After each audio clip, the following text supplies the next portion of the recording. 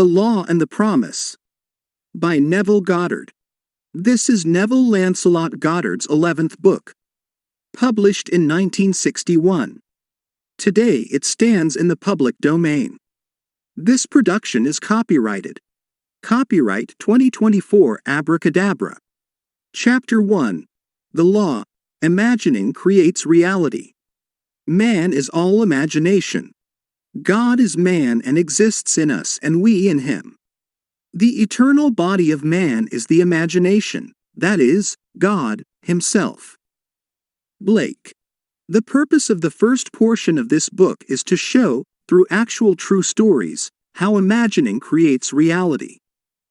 Science progresses by way of hypotheses tentatively tested and afterwards accepted or rejected according to the facts of experience.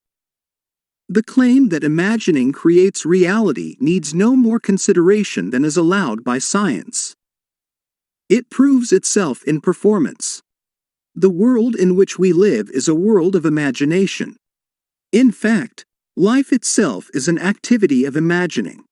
For Blake, wrote Professor Morrison of the University of St. Andrews, the world originates in a divine activity identical with what we know ourselves as the activity of imagination, his task being to open the immortal eyes of man inward into the worlds of thought, into eternity, ever expanding in the bosom of God, the human imagination. Nothing appears or continues in being by a power of its own. Events happen because comparatively stable imaginal activities created them, and they continue in being only as long as they receive such support.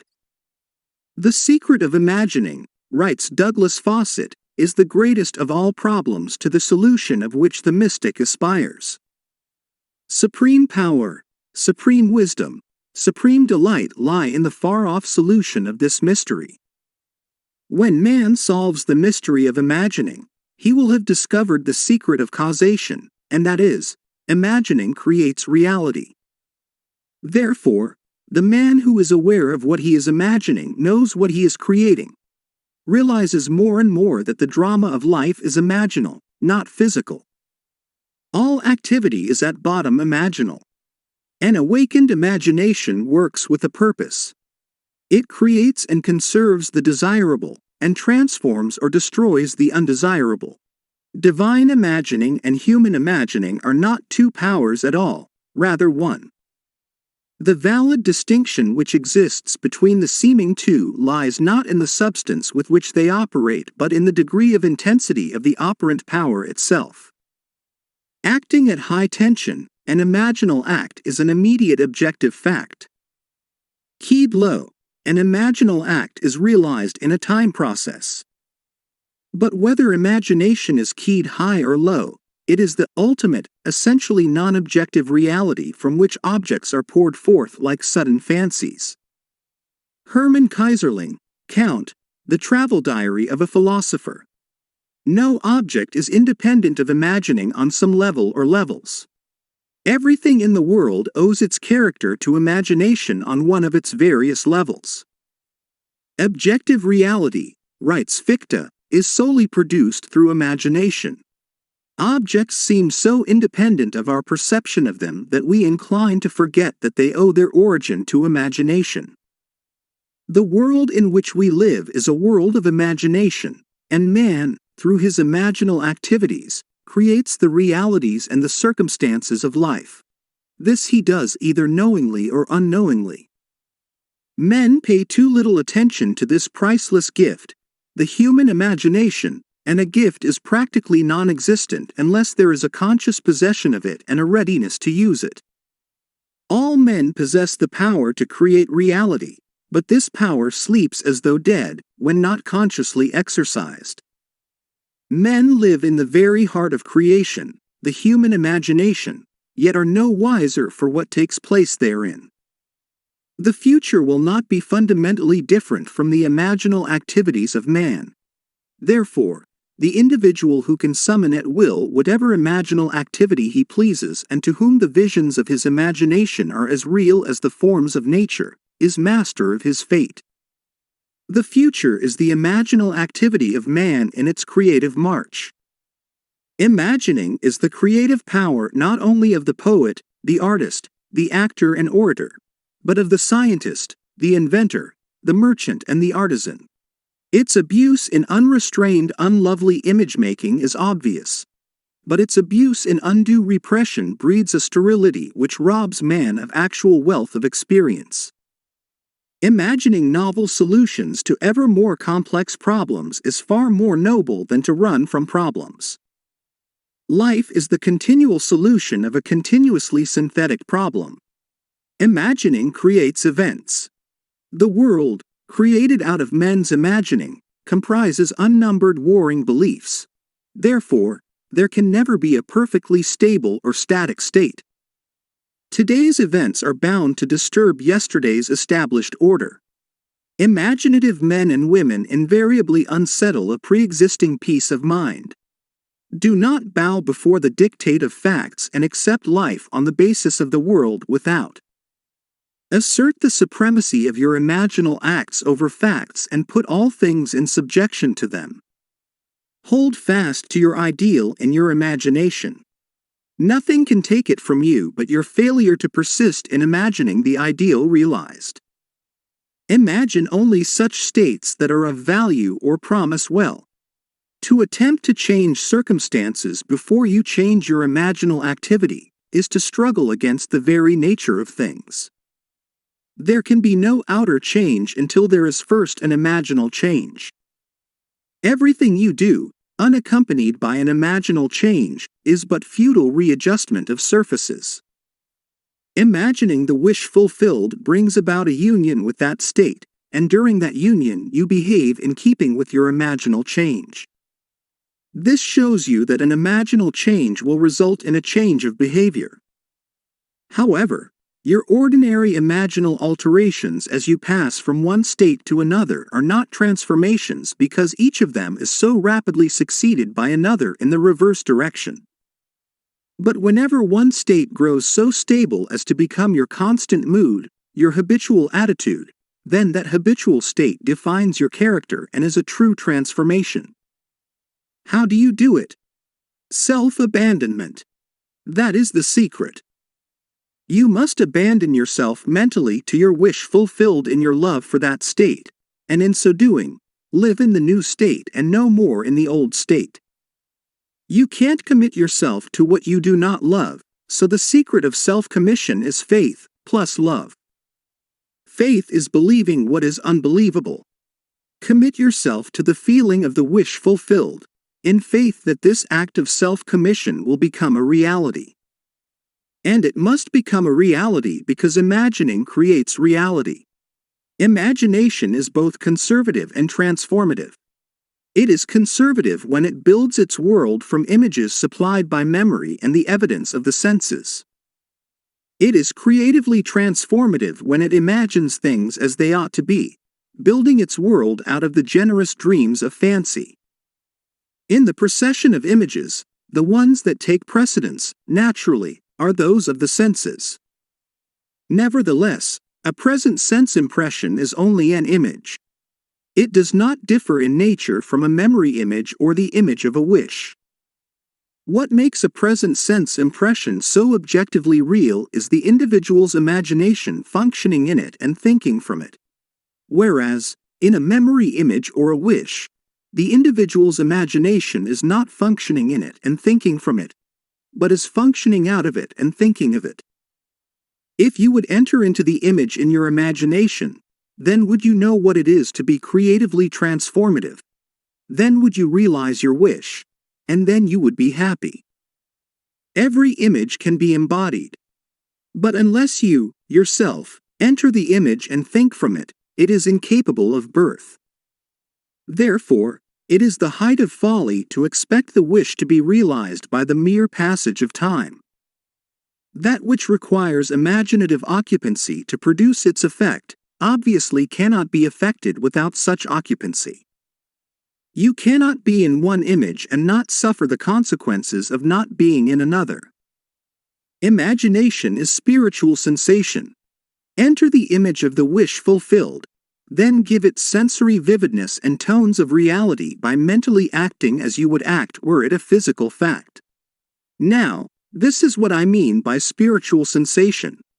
Imagine that you are holding a rose in your hand. Smell it. Do you detect the odor of roses? Well, if the rose is not there, why is its fragrance in the air? Through spiritual sensation, that is, through imaginal sight, sound, scent, taste and touch, you can give to the image sensory vividness.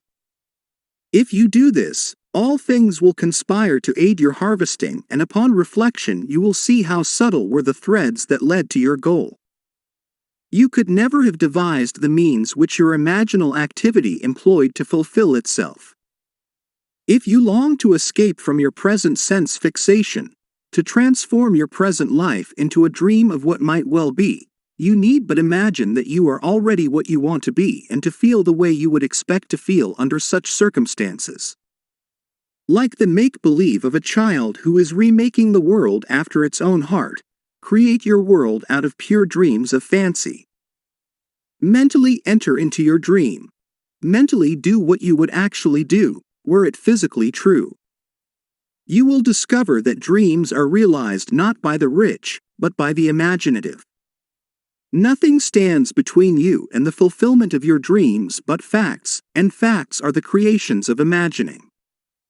If you change your imagining, you will change the facts. Man and his past are one continuous structure. This structure contains all of the facts which have been conserved and still operate below the threshold of his surface mind. For him it is merely history. For him it seems unalterable, a dead and firmly fixed past. But for itself, it is living, it is part of the living age. He cannot leave behind him the mistakes of the past, for nothing disappears.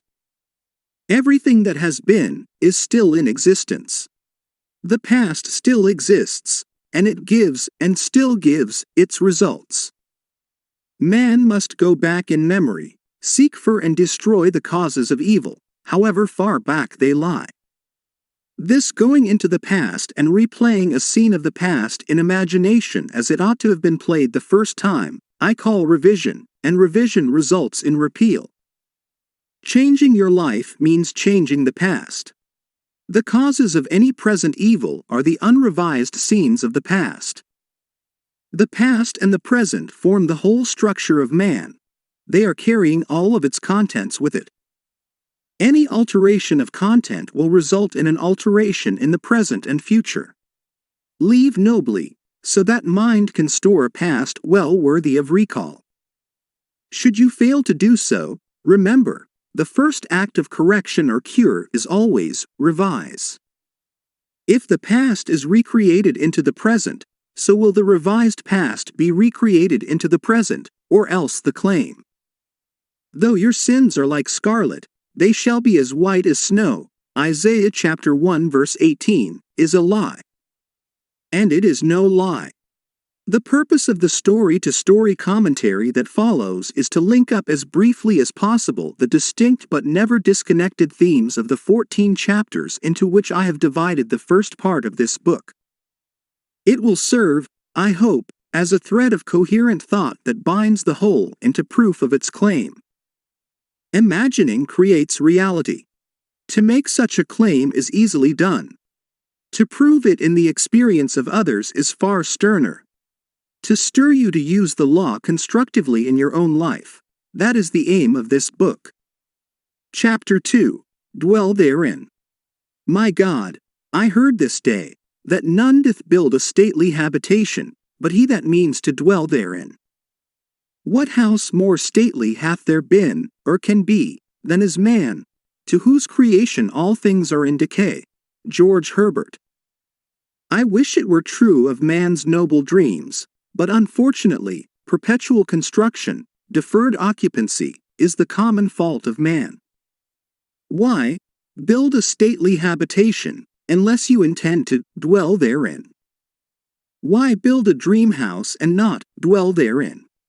This is the secret of those who lie in bed awake while they dream things true. They know how to live in their dream until, in fact, they do just that. Man, through the medium of a controlled, waking dream, can predetermine his future. That imaginal activity, of living in the feeling of the wish fulfilled, leads man across a bridge of incident to the fulfillment of the dream. If we live in the dream, thinking from it, and not of it, then the creative power of imagining will answer our adventurous fancy, and the wish fulfilled will break in upon us and take us unawares. Man is all imagination. Therefore, man must be where he is in imagination, for his imagination is himself. To realize that imagination is not something tied to the senses or enclosed within the spatial boundary of the body is most important. Although man moves about in space by movement of his physical body, he need not be so restricted. He can move by a change in what he is aware of. However real the scene on which sight rests, man can gaze on one never before witnessed. He can always remove the mountain if it upsets his concept of what life ought to be. This ability to mentally move from things as they are to things as they ought to be is one of the most important discoveries that man can make. It reveals man as a center of imagining with powers of intervention which enable him to alter the course of observed events, moving from success to success through a series of mental transformations of nature, of others, and himself. For many years a doctor and his wife dreamed about their stately habitation, but not until they imaginatively lived in it did they manifest it. Here is their story. Some 15 years ago, Mrs. M and I purchased a lot on which we built a 2-story building housing our office and living area. We left ample space on the lot for an apartment building, if and when our finances would permit. All those years we were busy paying off our mortgage, and at the end of that time had no money for the additional building we still desired so much. It was true that we had an ample savings account which meant security for our business, but to use any part of it for a new building would be to jeopardize that security. But now your teaching awakened a new concept, boldly telling us we could have what we most desired through the controlled use of our imagination and that realizing a desire was made more convincing without money. We decided to put it to a test to forget about money and concentrate our attention on the thing we desired most in this world, the new apartment building. With this principle in mind, we mentally constructed the new building as we wanted it, actually drawing physical plans so we could better formulate our mental picture of the completed structure. Never forgetting to think from the end, in our case, the completed, occupied building, we took many imaginative trips through our apartment house, renting the units to imaginary tenants, examining in detail every room and enjoying the feeling of pride as friends offered congratulations on the unique planning. We brought into our imaginal scene one friend in particular, I shall call her Mrs. X, a lady we had not seen for some time as she had given us up socially, believing us a bit peculiar in our new way of thinking. In our imaginal scene, we took her through the building and asked how she liked it. Hearing her voice distinctly, we had her reply, "Doctor, I think it is beautiful." One day, while talking together of our building, my wife mentioned a contractor who had constructed several apartment houses in our neighborhood. We knew of him only by the name that appeared on signs adjacent to buildings under construction. But realizing that if we were living in the end, we would not be looking for a contractor, we promptly forgot this angle. Continuing these periods of daily imagining for several weeks, we both felt we were now fused with our desire and had successfully been living in the end. One day a stranger entered our office and identified himself as the contractor whose name my wife had mentioned weeks before. In an apologetic manner, he said, "I don't know why I stopped here. I normally don't go to see people, but rather, people come to see me." He explained that he passed our office often and had wondered why there wasn't an apartment building on the corner lot. We assured him we would like very much to have such a building there, but that we had no money to put into the project, not even the few $100s it would take for plans. Our negative response did not faze him, and seemingly compelled, he began to figure and devise ways and means to carry out the job, unasked and unencouraged by us.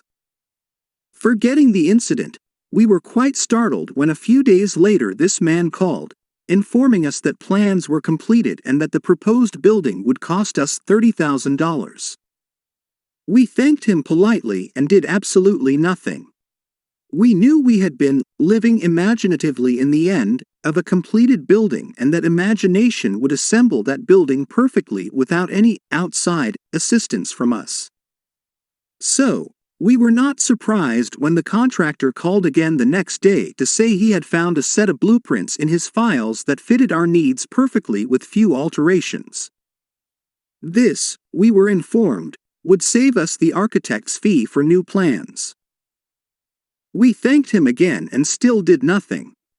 Logical thinkers would insist that such negative response from prospective customers would completely end the matter. Instead, 2 days later, the contractor again called with the news that he had located a finance company willing to cover the necessary loan with the exception of a few $1,000s. It sounds incredible, but we still did nothing. For, remember, to us this building was completed and rented, and in our imagination, we had not put one penny into its construction. The balance of this tale reads like a sequel to Alice in Wonderland, for the contractor came to our office the next day and said, as though presenting us with a gift, "You people are going to have that new building anyway. I've decided to finance the balance of the loan myself. If this is agreeable, I'll have my lawyer draw up the papers, and you can pay me back out of net profits from rentals." This time we did do something. We signed the papers, and construction began immediately. Most of the apartment units were rented before final completion, and all but one occupied the day of completion. We were so thrilled by the seemingly miraculous events of the past few months that for a while we didn't understand this seeming flaw in our imaginal picture. But knowing what we had already accomplished through the power of imagining, we immediately conceived another imaginal scene, and in it, this time, instead of showing the party through the unit and hearing the words, "We'll take it," we ourselves in imagination visited tenants who had already moved in that apartment. We allowed them to show us through the rooms and heard their pleased and satisfied comments. 3 days later, that apartment was rented. Our original imaginary drama had objectified itself in every detail save one, and that one became a reality when, 1 month later, our friend, Mrs. X, surprised us with a long overdue visit, expressing her desire to see our new building. Gladly we took her through, and at the end of the tour heard her speak the line we had heard in our imagination so many weeks before. As with emphasis on each word, she said, "Doctor, I think it is beautiful." Our dream of 15 years was realized. And we know, now, that it could have been realized any time within those 15 years if we had known the secret of imagining and how to live in the end of desire. But now it was realized, our one big desire was objectified. And we did not put one penny of our own money into it. Dr. M, through the medium of a dream, a controlled, waking dream, the doctor and his wife created reality. They learned how to live in their dream house as, in fact, now they do. Although help seemingly came from without, the course of events was ultimately determined by the imaginal activity of the doctor and his wife. The participants were drawn into their imaginal drama because it was dramatically necessary that they should be. Their imaginal structure demanded it. All things by a law divine in one another's being mingle. Percy Bysshe Shelley, Love's Philosophy. The following story illustrates the way in which a lady prepared her stately habitation by imaginatively sleeping in it, or dwelling therein. A few months ago, my husband decided to place our home on the market.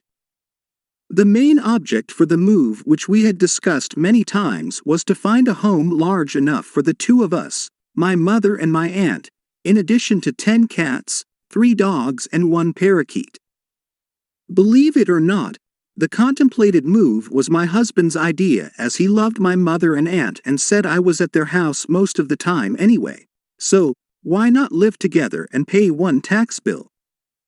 I liked the idea tremendously, but I knew that this new home would have to be something very special in size, location and arrangement, as I insisted on privacy for all concerned.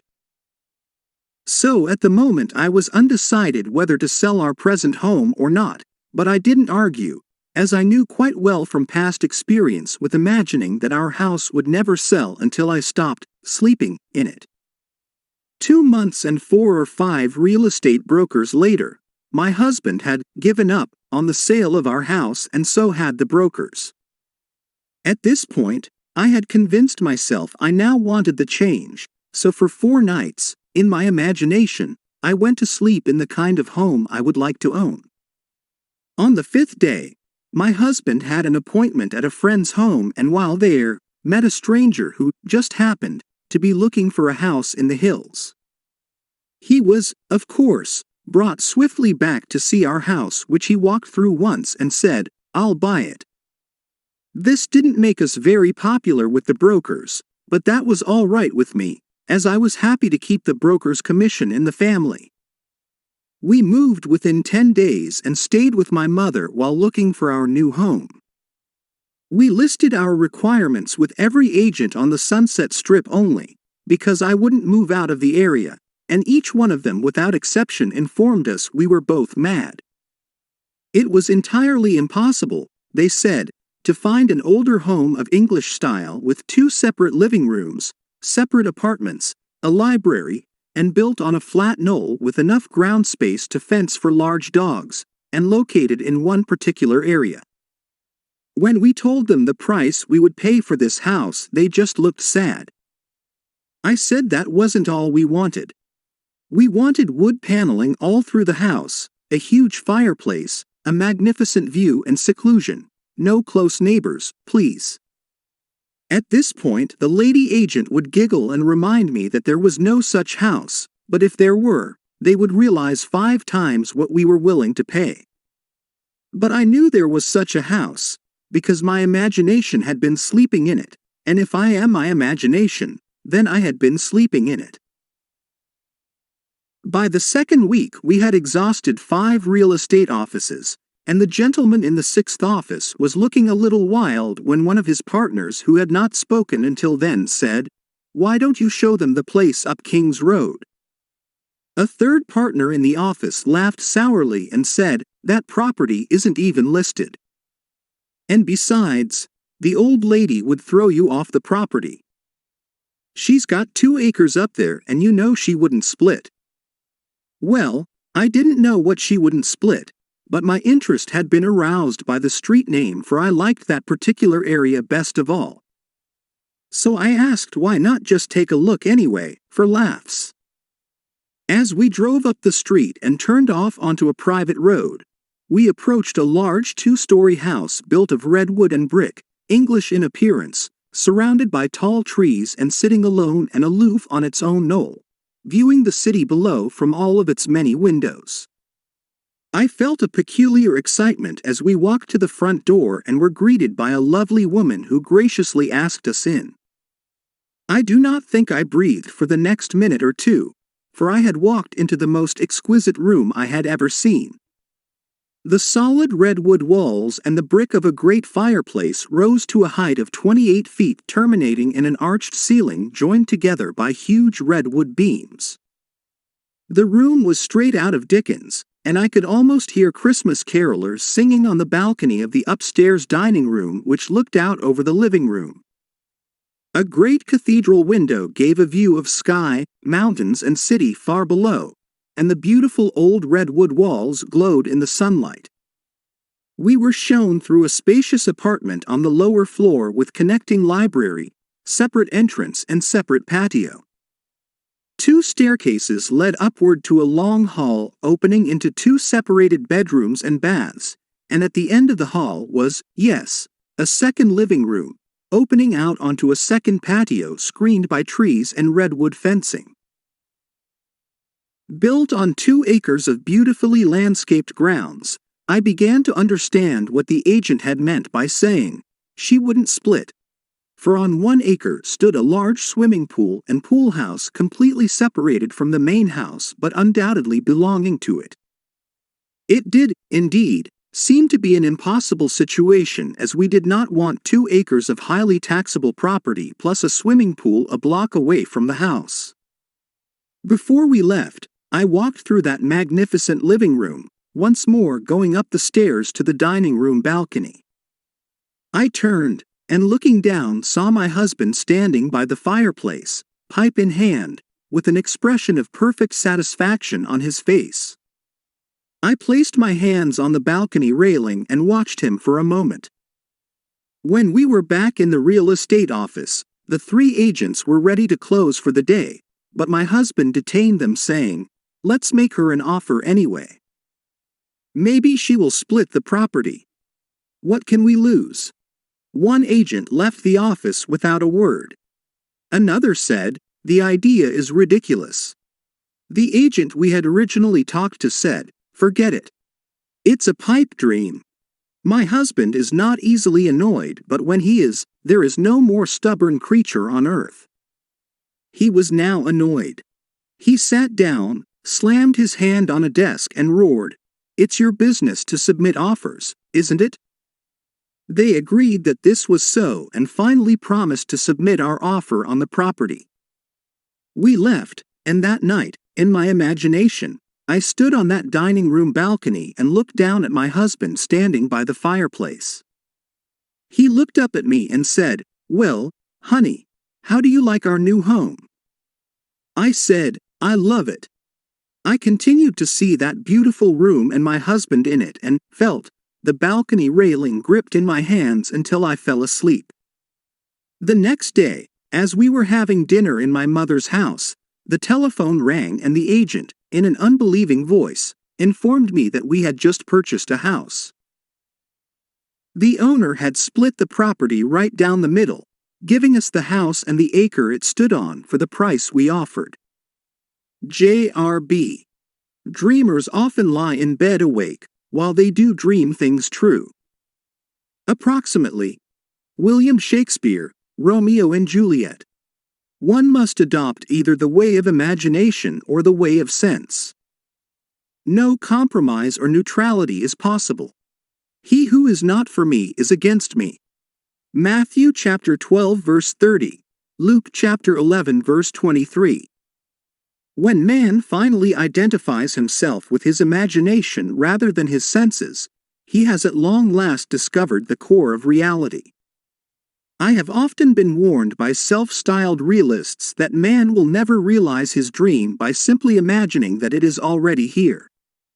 Yet, man can realize his dream by simply imagining that it is already here.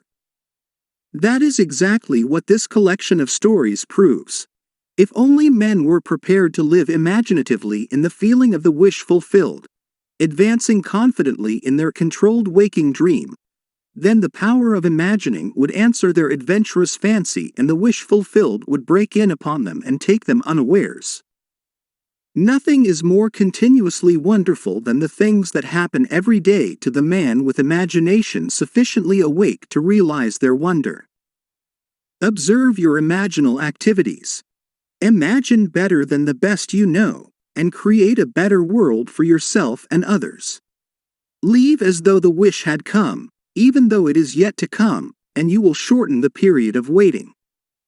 The world is imaginal, not mechanistic. Imaginal acts, not blind fate, determine the course of history. Chapter 3. Turn the wheel backward. Oh!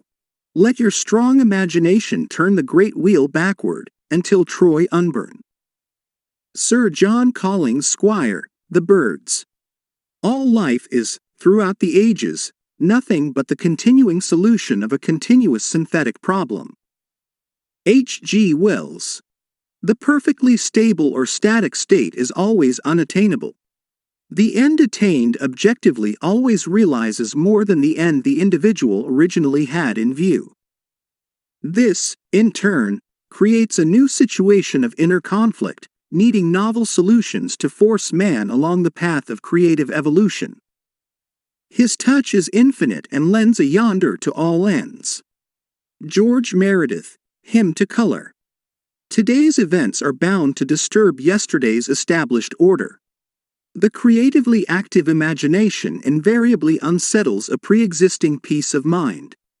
The question may arise as to how, by representing others to ourselves as better than they really were, or mentally rewriting a letter to make it conform to our wish, or by revising the scene of an accident, the interview with the employer, and so on, could change what seems to be the unalterable facts of the past. But remember my claims for imagining. Imagining creates reality. What it makes, it can unmake. It is not only conservative, building a life from images supplied by memory, it is also creatively transformative, altering a theme already in being. The parable of the unjust steward, Luke chapter 16 verses 1-8, gives the answer to this question. We can alter our world by means of a certain illegal, imaginal practice, by means of a mental falsification of the facts, that is, by means of a certain intentional imaginal alteration of that which we have experienced. All this is done in one's own imagination. This is a form of falsehood which not only is not condemned, but is actually approved in the gospel teaching. By means of such a falsehood, a man destroys the causes of evil and acquires friends, and on the strength of this revision proves, judging by the high praise the unjust steward received from his master, that he is deserving of confidence. Because imagining creates reality, we can carry revision to the extreme and revise a scene that would be otherwise unforgivable. We learn to distinguish between man, who is all imagination, and those states into which he may enter. An unjust steward, looking at another's distress, will represent the other to himself as he ought to be seen. Were he, himself, in need, he would enter his dream in his imagination and imagine what he would see and how things would seem and how people would act after these things should be. Then, in this state he would fall asleep, feeling the way he would expect to feel under such circumstances. Would that all the Lord's people were unjust stewards, mentally falsifying the facts of life to deliver individuals forevermore. For the imaginal change goes forward, until at length the altered pattern is realized on the heights of attainment. Our future is our imaginal activity in its creative march. Imagine better than the best you know. To revise the past is to reconstruct it with new content. Man should daily relive the day as he wished he had lived it, revising the scenes to make them conform to his ideals. For instance, suppose today's mail brought disappointing news. Revise the letter. Mentally rewrite it and make it conform to the news you wish you had received. Then, in imagination, read the revised letter over and over again, and this will arouse the feeling of naturalness, and imaginal acts become facts as soon as we feel natural in the act. This is the essence of revision, and revision results in repeal. This is exactly what F.B. did. Late in July, I wrote to a real estate agent of my desire to sell a piece of land which had been a financial burden to me.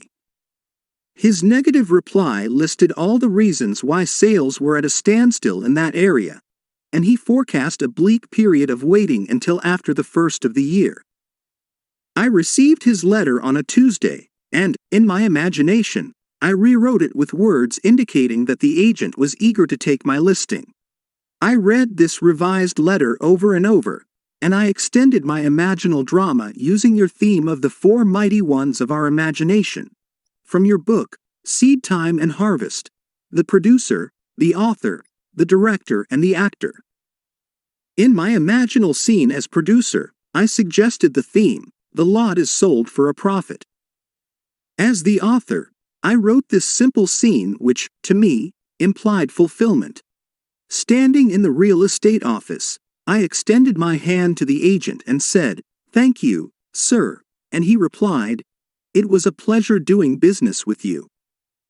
As director, I rehearsed myself as actor until that scene was vividly real, and I felt the relief which would be mine if the burden were really lifted. 3 days later, the agent I had originally written phoned me saying he had a deposit for my lot at the price I had specified. I signed the papers in his office the next day, extended my hand and said, "Thank you, sir." The agent replied, "It was a pleasure doing business with you." 5 days after I had constructed and enacted an imaginal scene, it became a physical reality and was played word for word just as I had heard it in my imagination. The feeling of relief and joy came not so much from selling the property, but from the incontrovertible proof that my imagined drama worked. F.B. If the thing accomplished were all, how futile. But F.B. discovered a power within himself that can consciously create circumstances. By mentally falsifying the facts of life, man moves from passive reaction to active creation. This breaks the wheel of recurrence and builds a cumulatively enlarging future. If man does not always create in the full sense of the word, it is because he is not faithful to his vision, or else he thinks of what he wants rather than from his wish fulfilled. Man is such an extraordinary synthesis, partly tied by his senses, and partly free to dream that his internal conflicts are perennial. The state of conflict in the individual is expressed in society. Life is a romantic adventure. To live creatively, imagining novel solutions to ever more complex problems is far nobler than to restrain or kill out desire. All that is desired can be imagined into existence. Wouldst thou be in a dream, and yet not sleep? John Bunyan, The Pilgrim's Progress. Try to revise your day every night before falling asleep. Try to visualize clearly and enter into the revised scene which would be the imaginal solution of your problem. The revised imaginal structure may have a great influence on others, but that is not your concern. The other, influenced in the following story, is profoundly grateful for that influence. LSE writes, "Last August, while on a blind date, I met the man I wanted to marry. This happens sometimes, and it happened to me. He was everything I had ever thought of as desirable in a husband. 2 days after this enchanted evening, it was necessary for me to change my place of residence because of my work, and that same week the mutual friend who had introduced me to this man moved away from the city. I realized that the man I had met probably did not know of my new address, and frankly, I was not sure he knew my name. After your last lecture, I spoke to you of this situation. Although I had plenty of other dates, I could not forget this one man. Your lecture was based on revising our day, and after speaking to you, I determined to revise my day, every day. Before going to sleep that night, I felt I was in a different bed, in my own home, as a married woman, and not as a single working girl, sharing an apartment with 3 other girls. I twisted an imaginary wedding band on my imaginary left hand, saying over and over to myself, "This is wonderful. I really am Mrs. J.E., and I fell asleep in what was, a moment before, a waking dream." I repeated this imaginary scene for 1 month, night after night. The first week in October he found me. On our second date, I knew my dreams were rightly placed. Your teaching tells us to live in the end of our desire until that desire becomes fact, so although I did not know how he felt toward me, I continued, night after night, living in the feeling of my dream realized. The results? In November he proposed. In January we announced our engagement, and the following May we were married. The loveliest part of it all, however, is that I am happier than I ever dreamed possible. And I know in my heart, he is too.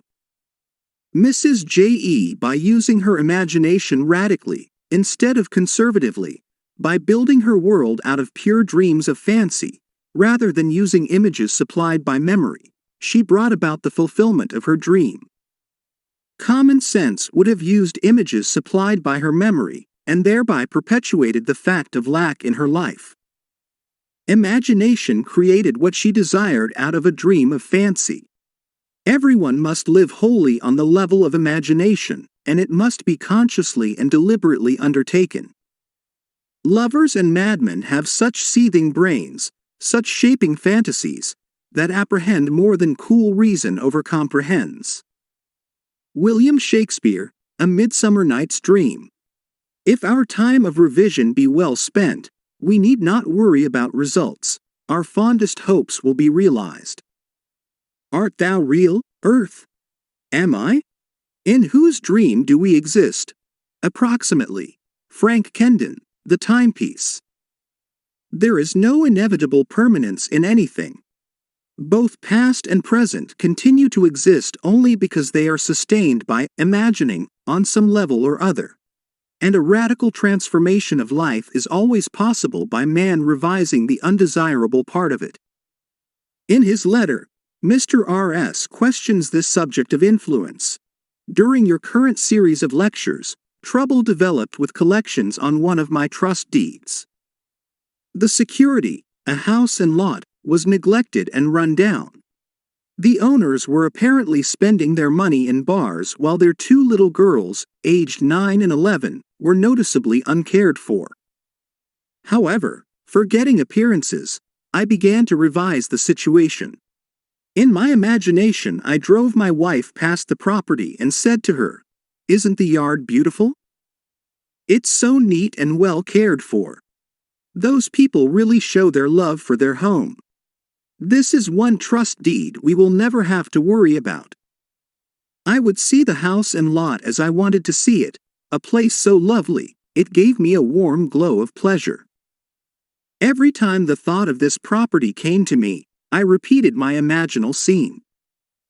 After I had been practicing this revision for some time, the woman who lived in the house had an automobile accident.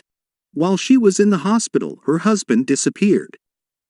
The children were cared for by neighbors, and I was tempted to visit the mother in the hospital to reassure her of assistance, if necessary.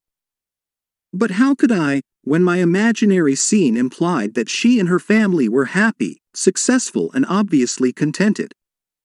So I did nothing but my daily revision. A short while after leaving the hospital, the woman and her two daughters disappeared also.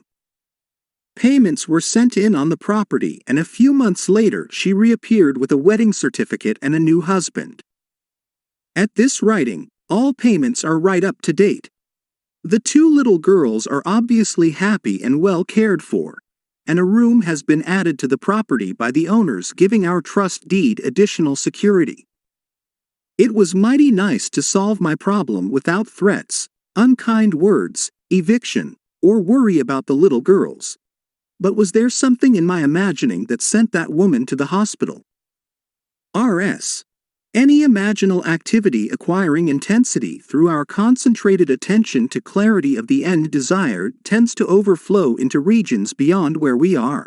But we must leave it to take care of such imaginal activity itself. It is marvelously resourceful in adapting and adjusting means to realize itself. Once we think in terms of influence rather than of clarity of the end desired, the effort of imagination becomes an effort of will, and the great art of imagining is perverted into tyranny. The buried past usually lies deeper than our surface mind can plumb. But fortunately, for this lady, she remembered and proved that the made past can also be unmade through revision. For 39 years I had suffered from a weak back. The pain would increase and decrease but would never leave completely.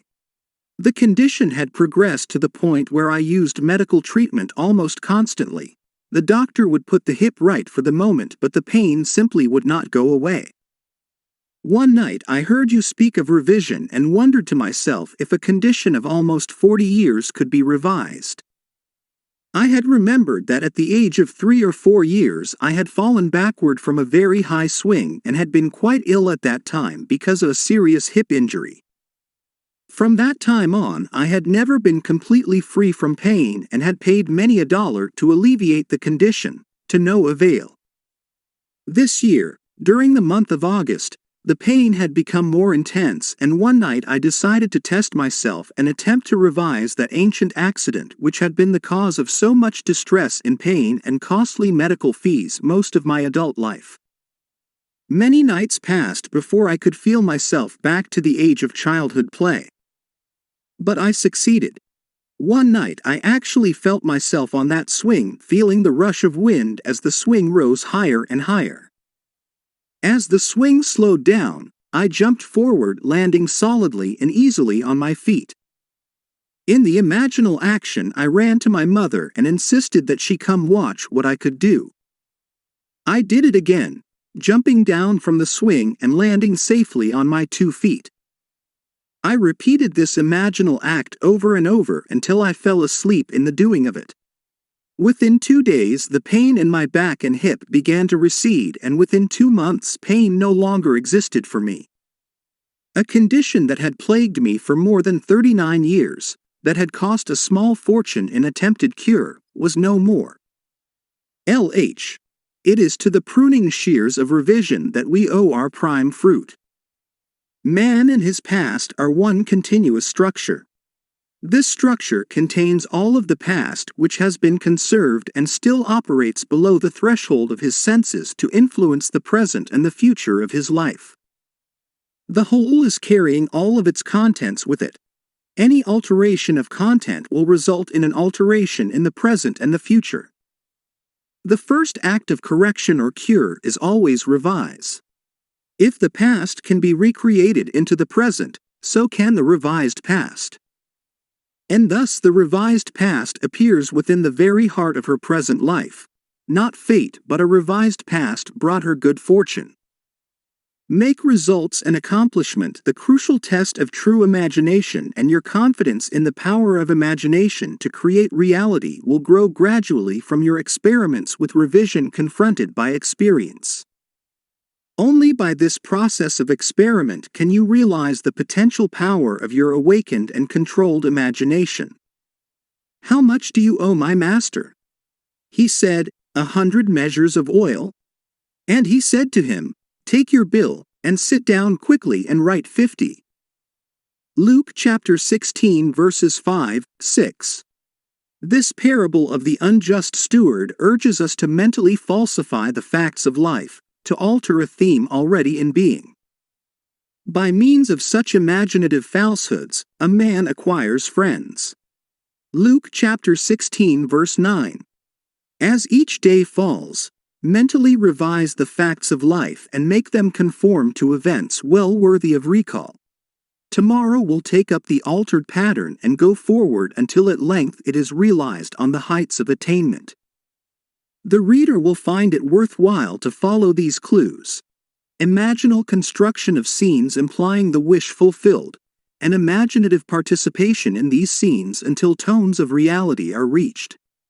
We are dealing with the secret of imagining, in which man is seen awakening into a world completely subject to his imaginative power. Man can understand recurrence of events well enough, the building of a world from images supplied by memory, things remaining as they are. This gives him a sense of security in the stability of things. However, the presence within him of a power which awakens and becomes what it wills, radically changing its form, its environment and the circumstances of life, inspires in him a feeling of insecurity, a dreadful fear of the future. Now, it is high time to awake out of sleep, Romans chapter 13 verse 11, and put an end to all the unlovely creations of sleeping man. Revise each day. Let your strong imagination turn the great wheel backward until Troy unburn. Sir John Collins, Squire, The Birds. Chapter 4. There is no fiction. The distinction between what is real and what is imaginary is not one that can be finally maintained. All existing things are, in an intelligible sense, imaginary. John S. Mackenzie. There is no fiction. If an imaginal activity can produce a physical effect, our physical world must be essentially imaginal. To prove this would require merely that we observe our imaginal activities and watch to see whether or not they produce corresponding external effects. If they do, then we must conclude that there is no fiction. Today's imaginal drama, fiction, becomes tomorrow's fact. If we had this wider view of causation, that causation is mental, not physical, that our mental states are causative of physical effects, then we would realize our responsibility as a creator and imagine only the best imaginable. Fable enacted as a sort of stage play in the mind is what causes the physical facts of life. Man believes that reality resides in the solid objects he sees around him, that it is in this world that the drama of life originates, that events spring suddenly into existence, created moment by moment out of antecedent physical facts. But causation does not lie in the external world of facts. The drama of life originates in the imagination of man.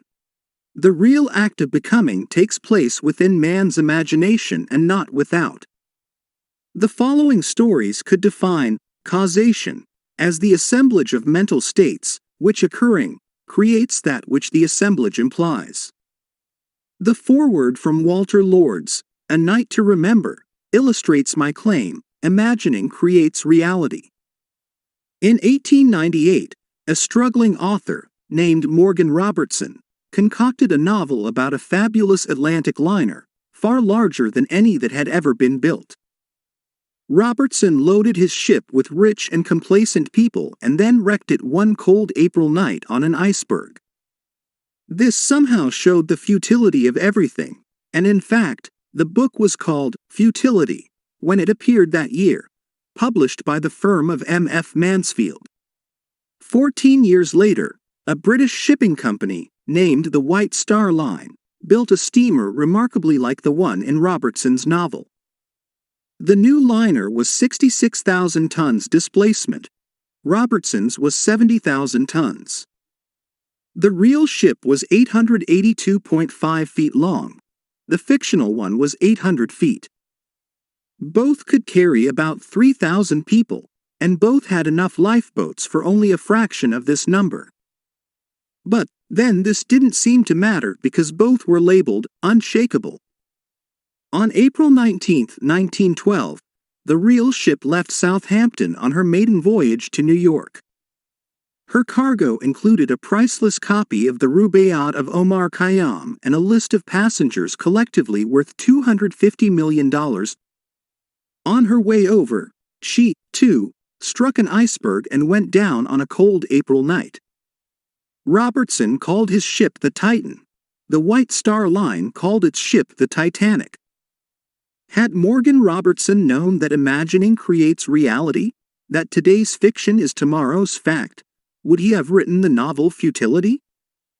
In the moment of the tragic catastrophe, writes Schopenhauer, the conviction becomes more distinct to us than ever that life is a bad dream from which we have to awake. And the bad dream is caused by the imaginal activity of sleeping humanity. Imaginal activities may be remote from their manifestation, and unobserved events are only appearance.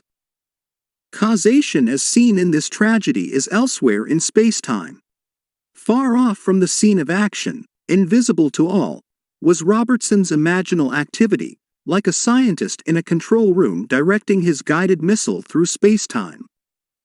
Who paints a picture, writes a play or book which others read while he's asleep in bed on the other side of the world?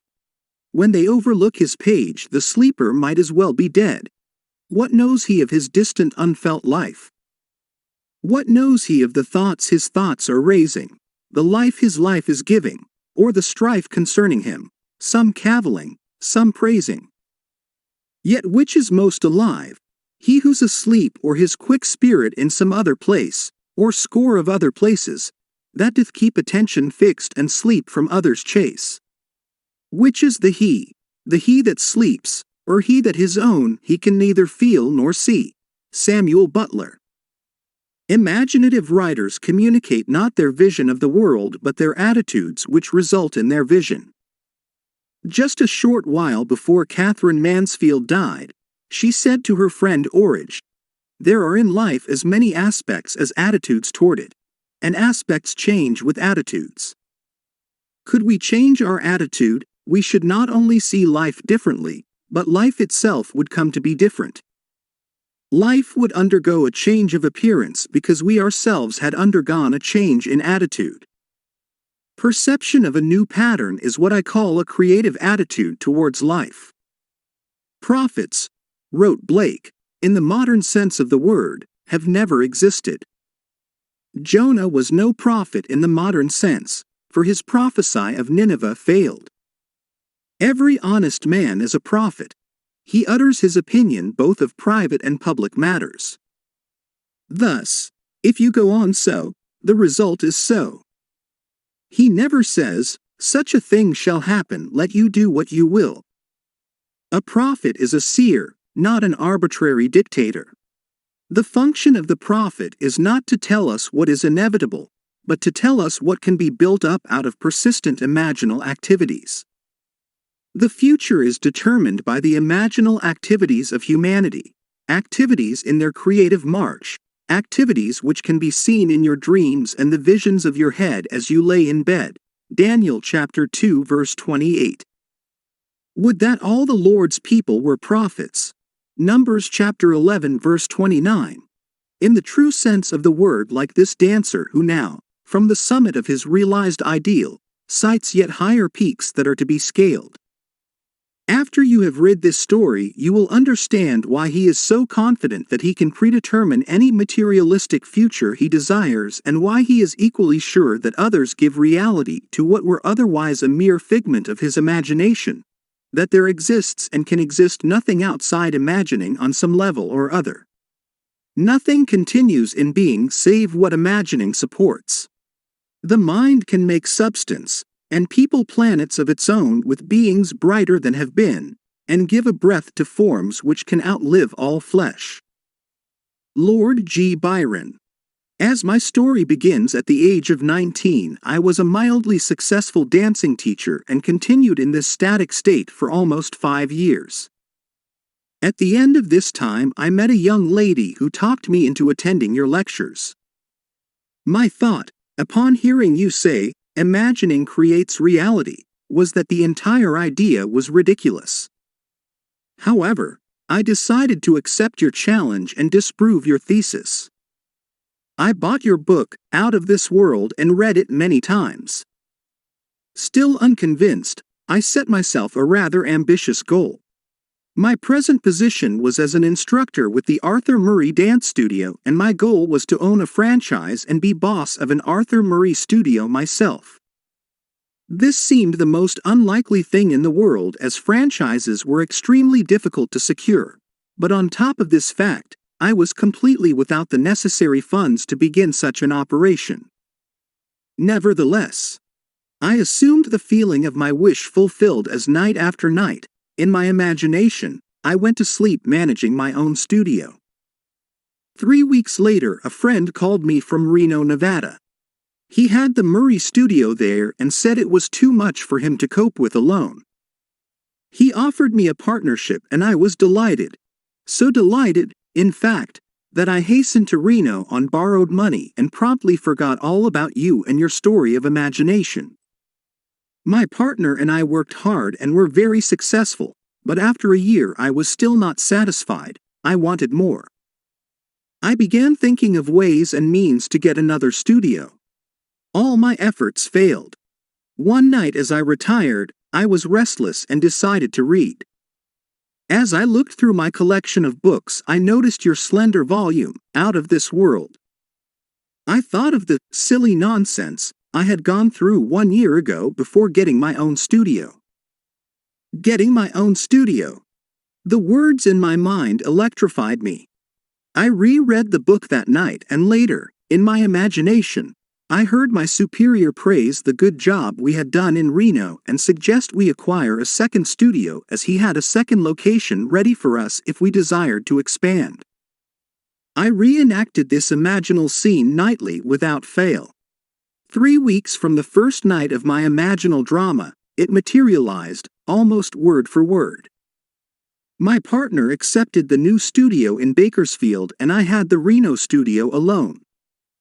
Now I was convinced of the truth of your teaching and never again will I forget.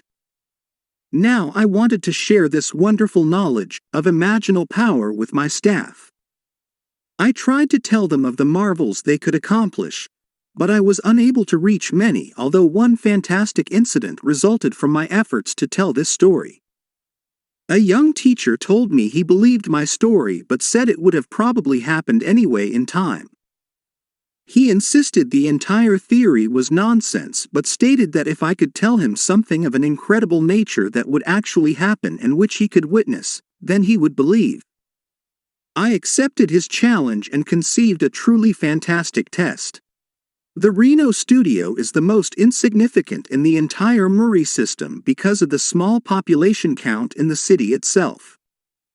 There are over 300 Murray studios in the country with much larger populations, therefore providing greater possibilities to draw from.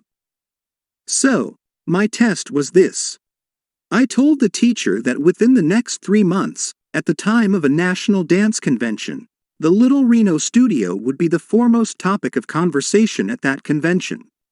He calmly stated this was quite impossible. That night when I retired, I felt myself standing before a tremendous audience. I was speaking on creative imagining, and felt the nervousness of being before such a vast audience. But I also felt the wonderful sensation of audience acceptance. I heard the roar of applause, and as I left the stage, I saw Mr. Murray himself come forward and shake my hand. I reenacted this entire drama night after night. It began to take on the tones of reality, and I knew I had done it again. My imaginal drama materialized down to the last detail. My Little Reno studio was the talk of the convention, and I did appear on that stage just as I had done in my imagination. But even after this unbelievable but actual happening, the young teacher who threw me the challenge remained unconvinced. He said it had all happened too naturally. And he was sure it would have happened anyway. I did not mind his attitude because his challenge had given me another opportunity to prove, at least to myself, that imagining does create reality. From that time on, I continued with my ambition to own the largest Arthur Murray dance studio in the world. Night after night, in my imagination, I heard myself accepting a studio franchise for a great city. Within 3 weeks, Mr. Murray called me and offered a studio in a city of 1.5 million people. It is now my goal to make my studio the greatest and biggest in the entire system. And, of course, I know it will be done through my imagination. E.O.L. Jr. Imagining, writes Douglas Fawcett, may be hard to grasp, being quicksilver-like. It vanishes into each of its metamorphoses and thereby displays its transformative magic. We must look beyond the physical fact for the imagining which has caused it. For 1 year, E.O.L. Jr. lost himself in his metamorphosis, but fortunately he remembered the silly nonsense he had gone through before getting his own studio, and reread the book. Imaginal acts on the human level need a certain interval of time to develop, but imaginal acts, whether committed to print or locked in the bosom of a hermit, will realize themselves in time. Test yourself, if only out of curiosity. You will discover the profit is your own imagining, and you will know there is no fiction. We should never be certain that it was not some woman treading in the winepress who began that subtle change in men's mind, or that the passion, because of which so many countries were given to the sword, did not begin in the mind of some shepherd boy, lighting up his eyes for a moment before it ran upon its way. William Butler Yeats. There is no fiction. Imagining fulfills itself in what our lives become. And now I have told you before it takes place, so that when it does take place, you may believe. John chapter 14 verse 29. The Greeks were right. The gods have come down to us in the likeness of men. Acts chapter 14 verse 11. But they have fallen asleep and do not realize the might they wield by their imaginal activities. Real are the dreams of gods, and smoothly pass their pleasure in a long immortal dream. John Keats, E.B., an author, is fully aware that today's fiction can become tomorrow's fact. In this letter, she writes, "One spring, I completed a novelette, sold it and forgot it. Not until many long months later did I sit down and nervously compare some facts in my fiction with some facts in my life. Please read a brief outline of my created story. Then compare it with my personal experience. The heroine of my story took a vacation trip to Vermont. To the small city of Stowe, Vermont, to be exact. When she reached her destination, she was faced with such unpleasant behavior on the part of her companion that she either had to continue her lifetime pattern of allowing another's selfish demand dominate her or to break that pattern and leave. She broke it and returned to New York. When she returned, and the story continues, events took shape in a proposal of marriage which she happily accepted. For my part of this tale, as small events evolved, I began to remember the dictates of my own pen and insignificant relationship. This is what happened to me. I received an invitation from a friend offering me a vacation at her summer place in Vermont. I accepted and was not startled, at first, when I learned her summer place was in the city of Stowe. When I arrived, I found my hostess in such a highly nervous state I realized I was faced with either a wretched summer or the choice of walking out on her. Never before in my life had I been strong enough to ignore what I thought were the claims of duty and friendship, but this time I did and without ceremony returned to New York. A few days after I returned to my home, I, too, received a proposal of marriage. But at this point fact and fiction parted. I refused the offer. I know, Neville, there is no such thing as fiction. E.B. Forgetful is green earth. The gods alone remember everlastingly. By their great memories the gods are known. George Meredith, Ballads and Poems of Tragic Life. Ends run true to their imaginal origins. We reap the fruit of forgotten blossom time. In life the events do not come up always where we have strewn the seed, so that we may not recognize our own harvest. Events are the emergence of a hidden imaginal activity. Man is free to imagine whatever he desires. This is why, despite all fatalists and misguided prophets of doom, all awakened men know that they are free. They know that they are creating reality. Is there a scriptural passage to support this claim? Yes, and it came to pass, as he interpreted to us, so it was. Genesis chapter 41 verse 13. W.B. Yeats must have discovered that there is no fiction, for after describing some of his experiences in the conscious use of imagination, he writes, "If all who have described events like this have not dreamed, we should rewrite our histories, for all men, certainly all imaginative men, must be forever casting forth enchantments, glamours, illusions, and all men, especially tranquil men, who have no powerful egotistic life must be continually passing under their power. Our most elaborate thoughts, elaborate purposes, precise emotions, are often, as I think, not really ours, but have on a sudden come up, as it were, out of hell or down out of heaven. Ideas of good and evil. There is no fiction. Imagine better than the best you know."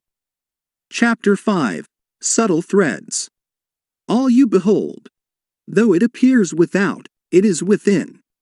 In your imagination, of which this world of mortality is but a shadow. Blake. Nothing appears or continues in being by a power of its own. Events happen because comparatively stable imaginal activities created them, and they continue in being by virtue of the support they receive from such imaginal activities. The part which imagining the wish fulfilled plays in consciously creating circumstances is obvious in this series of stories. You will see how the telling of one story of the successful use of imagination can serve as a spur and a challenge to others to try it and see. One night a gentleman rose in my audience. He said that he had no question to ask but would like to tell me something. This was his story. When he came out of the armed forces after World War II, he got a job that gave him take-home pay of $25 a week. After 10 years, he was making $600 a month. At that time, he bought my book, Awakened Imagination, and read the chapter, The Pruning Shears of Revision. Through the daily practice of revision, as set forth there, he was able to tell my audience 2 years later that his income was equal to that of the President of the United States. In my audience sat a man who, by his confession, was broke. He had read the same book, but he suddenly realized he had done nothing with the use of his imagination to solve his financial problem. He decided he would try to imagine himself as the winner of the VIII pool at Caliente racetrack. In his words, "In this pool, one attempts to pick winners in the 5th through the 10th races. So this is what I did. In my imagination I stood, sorting my tickets and feeling as I did so, that I had each of the 6 winners. I enacted this scene over and over in my imagination, until I actually felt goose pimples. Then I saw the cashier giving me a large sum of money which I placed beneath my imaginary shirt. This was my entire imaginal drama, and for 3 weeks, night after night, I enacted this scene and fell asleep in the action. After 3 weeks I traveled physically to the Caliente racetrack, and on that day every detail of my imaginative play was actually realized. The only change in the scene was that the cashier gave me a check for a total of $84,000 instead of currency. TK, after my lecture the night this story was told, a man in the audience asked me if I thought it possible for him to duplicate TK's experience. I told him he must decide the circumstances of his imaginal scene himself, but that whatever scene he chose, he must create a drama he could make natural to himself and imagine the end intently with all the feeling he could muster. He must not labor for the means to the end but live imaginatively in the feeling of the wish fulfilled. 1 month later he showed me a check for $16,000 which he had won in another VIII pool at the same Caliente racetrack the previous day. This man had a sequel to his most interesting duplication of TK's good fortune.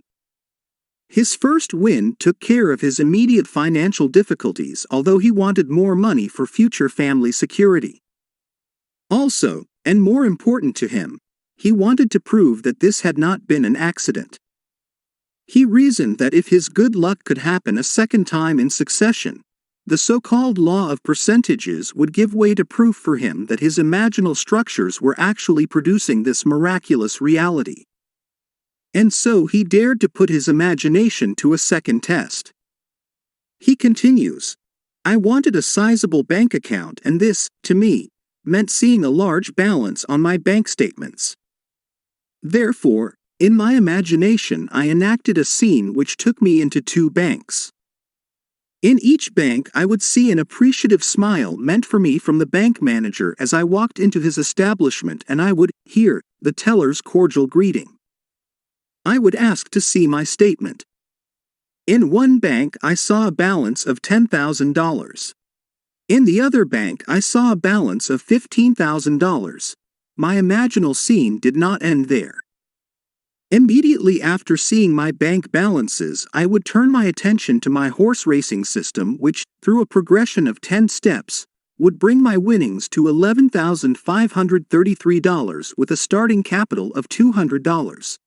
I would divide the winnings into 12 piles on my desk.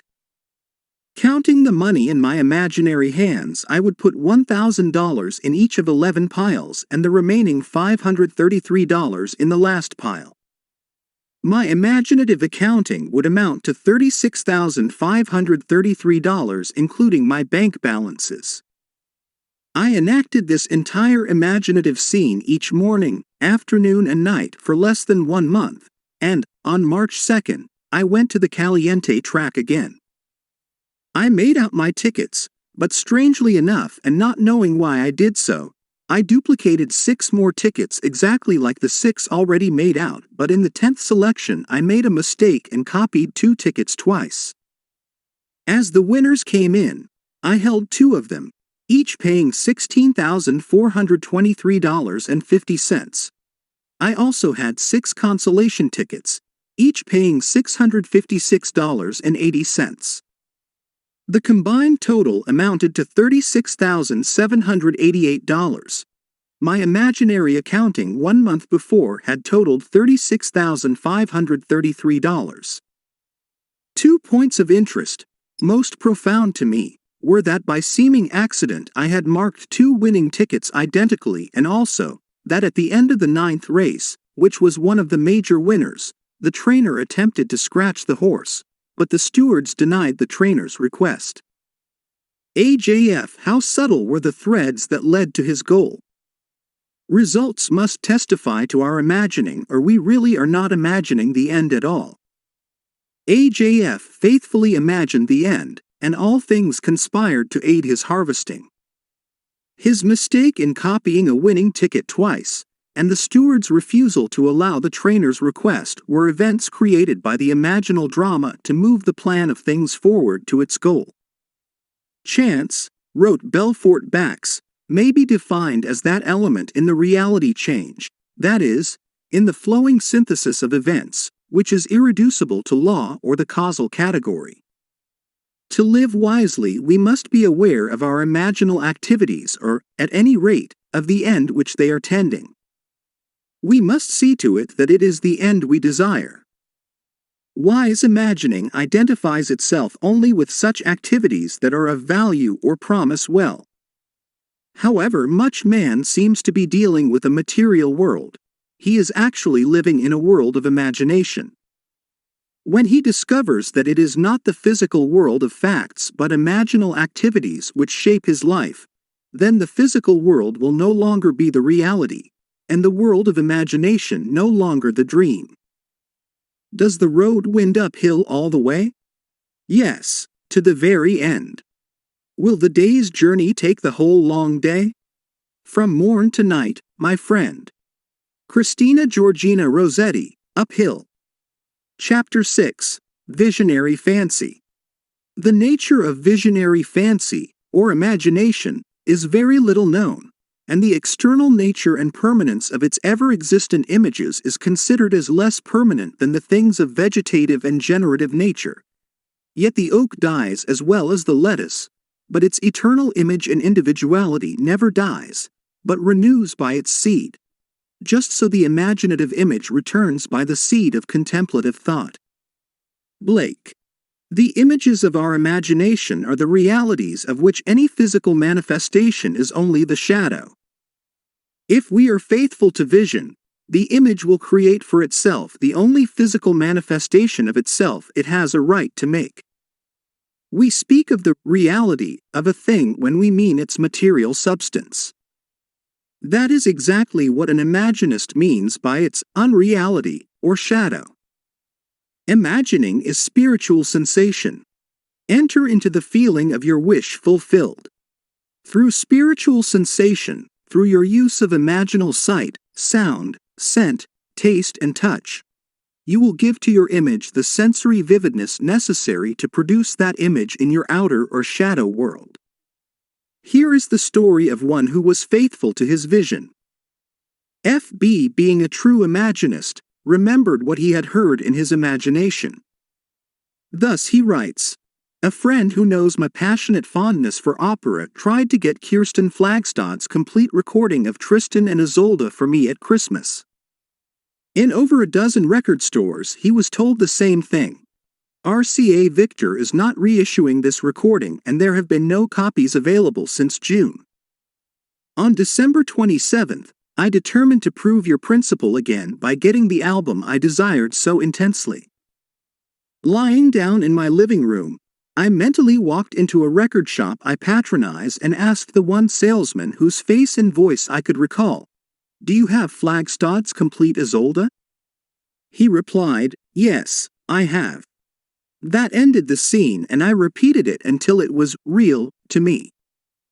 Late that afternoon, I went to that record shop to physically enact the scene. Not one detail supplied by the senses had encouraged me to believe I could walk out of that shop with those records.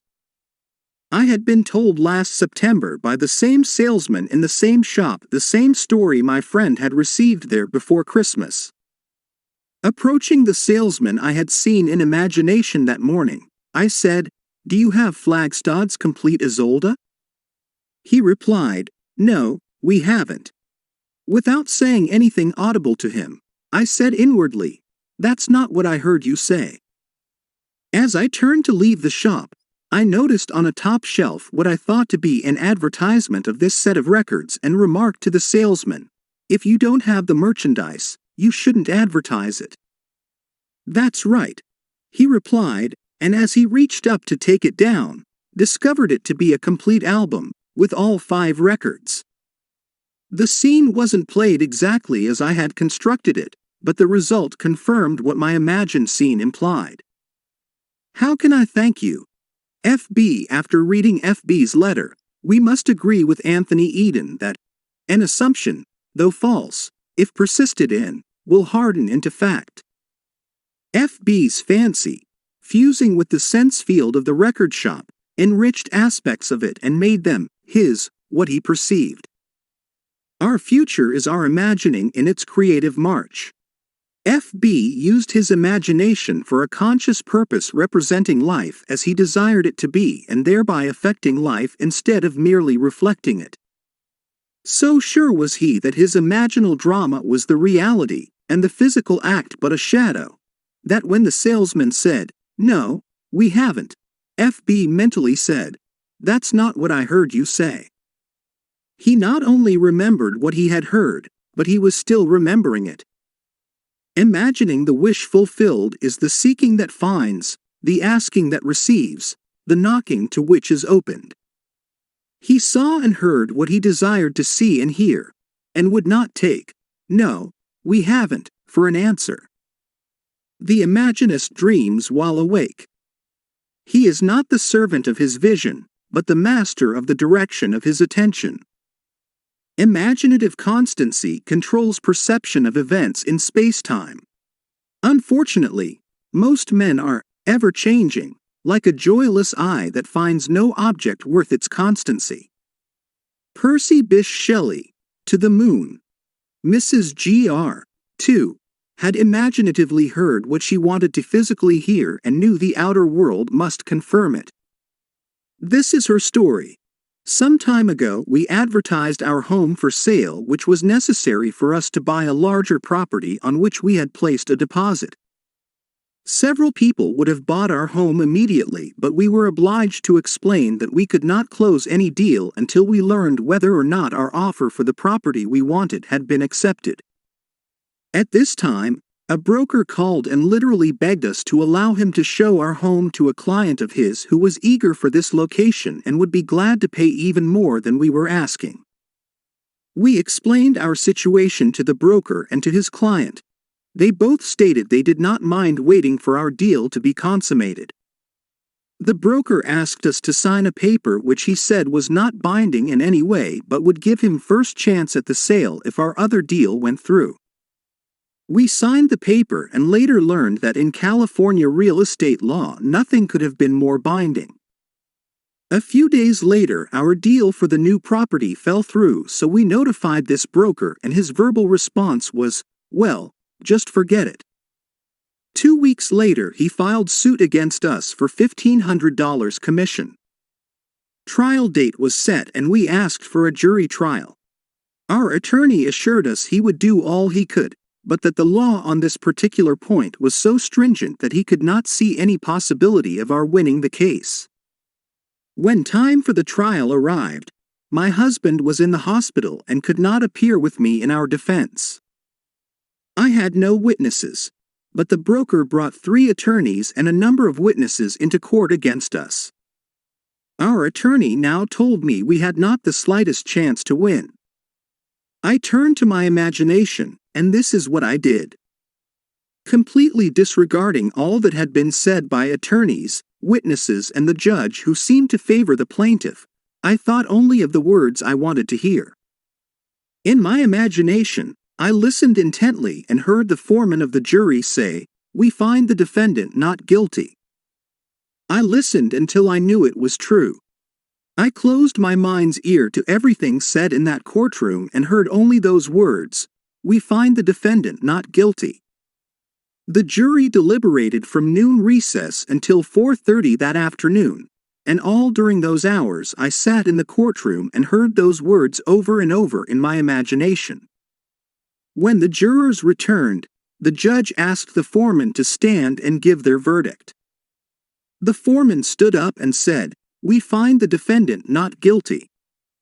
Mrs. Gr., if there were dreams to sell, what would you buy?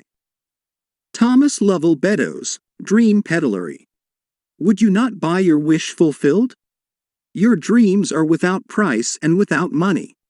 By locking up the jury in her imagination, hearing only what she wanted to hear, she called the jury to unanimity on her behalf.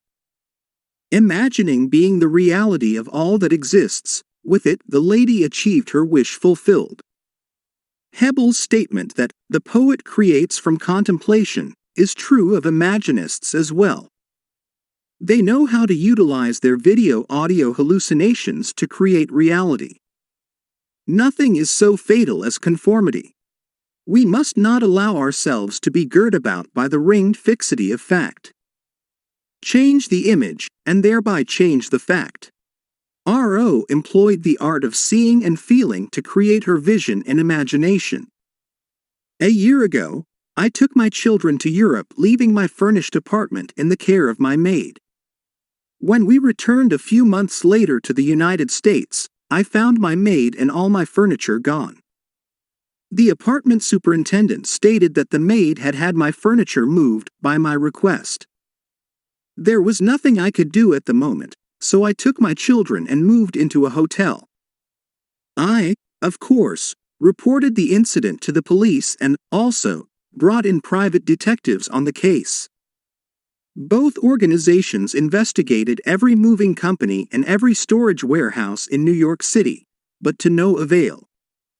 There seemed to be absolutely no trace of my furniture, nor of my maid. Having exhausted all outside sources, I remembered your teaching and decided I would try using my imagination in this matter. So, while seated in my hotel room, I closed my eyes and imagined myself in my own apartment, sitting in my favorite chair and surrounded by all of my personal furnishings. I looked across the living room at the piano on which I kept pictures of my children.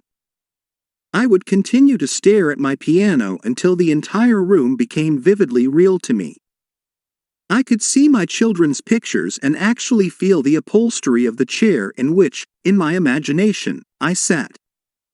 The next day, as I came out of my bank, I turned to walk in the direction of my vacant apartment instead of toward my hotel. When I reached the corner, I discovered my mistake and was just about to turn back when my attention was drawn to a very familiar pair of ankles. Yes, the ankles belonged to my maid. I walked up to her and took hold of her arm. She was quite frightened, but I assured her all I wanted from her was my furniture. I called a taxi and she took me to the place in which her friends had stored my furnishings. In one day, my imagination had found what an entire big city police force and private investigators could not find in weeks. R.O. This lady knew of the secret of imagining before she called in the police, but imagining, in spite of its importance, was forgotten owing to attention being fixed on facts. However, what reason failed to find by force, imagining found without effort? Nothing merely goes on, including the sense of loss, without its imaginal support. By imagining that she was seated in her own chair, in her own living room, surrounded by all of her own furnishings, she withdrew the imaginal support she had given to her sense of loss, and by this imaginal change she recovered her lost furniture and re-established her home. Your imagination is most creative when you imagine things as you desire them to be, building a new experience out of a dream of fancy. To build such a dream of fancy in her imagination, F.G. brought to play all of her senses: sight, sound, touch, smell, even taste. This is her story. Since childhood, I have dreamed of visiting faraway places. The West Indies, particularly, fired my fancy, and I would revel in the feeling of actually being there. Dreams are wonderfully inexpensive, and as an adult I continued to dream my dreams, for I had no money or time to make them come true. Last year I was taken to the hospital in need of surgery. I had heard your teaching and, while recuperating, had decided to intensify my favorite daydream while I had time on my hands. I actually wrote to the Alcoa steamship line asking for free travel folders and pored over them, hour after hour, choosing the ship and the stateroom and the 7 ports I desired most to see. I would close my eyes and, in my imagination, would walk up the gangplank of that ship and feel the movement of water as the great liner pushed its way into free ocean. I heard the thud of waves breaking against the sides of the ship, felt the steaming warmth of a tropical sun on my face, and smelled and tasted salt in the air as we all sailed through blue waters. For 1 solid week, confined to a hospital bed, I lived the free and happy experience of actually being on that ship. Then, the day before my release from the hospital, I tucked the colored folders away and forgot them. 2 months later, I received a telegram from an advertising agency telling me I had won a contest. I remembered having deposited a contest coupon some months before in a neighborhood supermarket but had completely forgotten the act. I had won first prize and, wonder of wonders, it entitled me to a Caribbean cruise sponsored by the Alcoa steamship line. But the wonder didn't stop there. The very stateroom I had imaginatively lived in and moved about in while confined to a hospital bed had been assigned to me. And to make an unbelievable story even more unbelievable, I sailed on the one ship I had chosen, which stopped in not one, but all of the 7 ports I had desired to visit. F.G. To travel is the privilege, not of the rich but of the imaginative. Stephen Barry and Stanton, The Essential Life, 1908. Chapter 7, Moods. This is an age in which the mood decides the fortunes of people rather than the fortunes decide the mood. Sir Winston Churchill. Men regard their moods far too much as effects and not sufficiently as causes. Moods are imaginal activities without which no creation is possible. We say that we are happy because we have achieved our goal. We do not realize that the process works equally well in the reverse direction.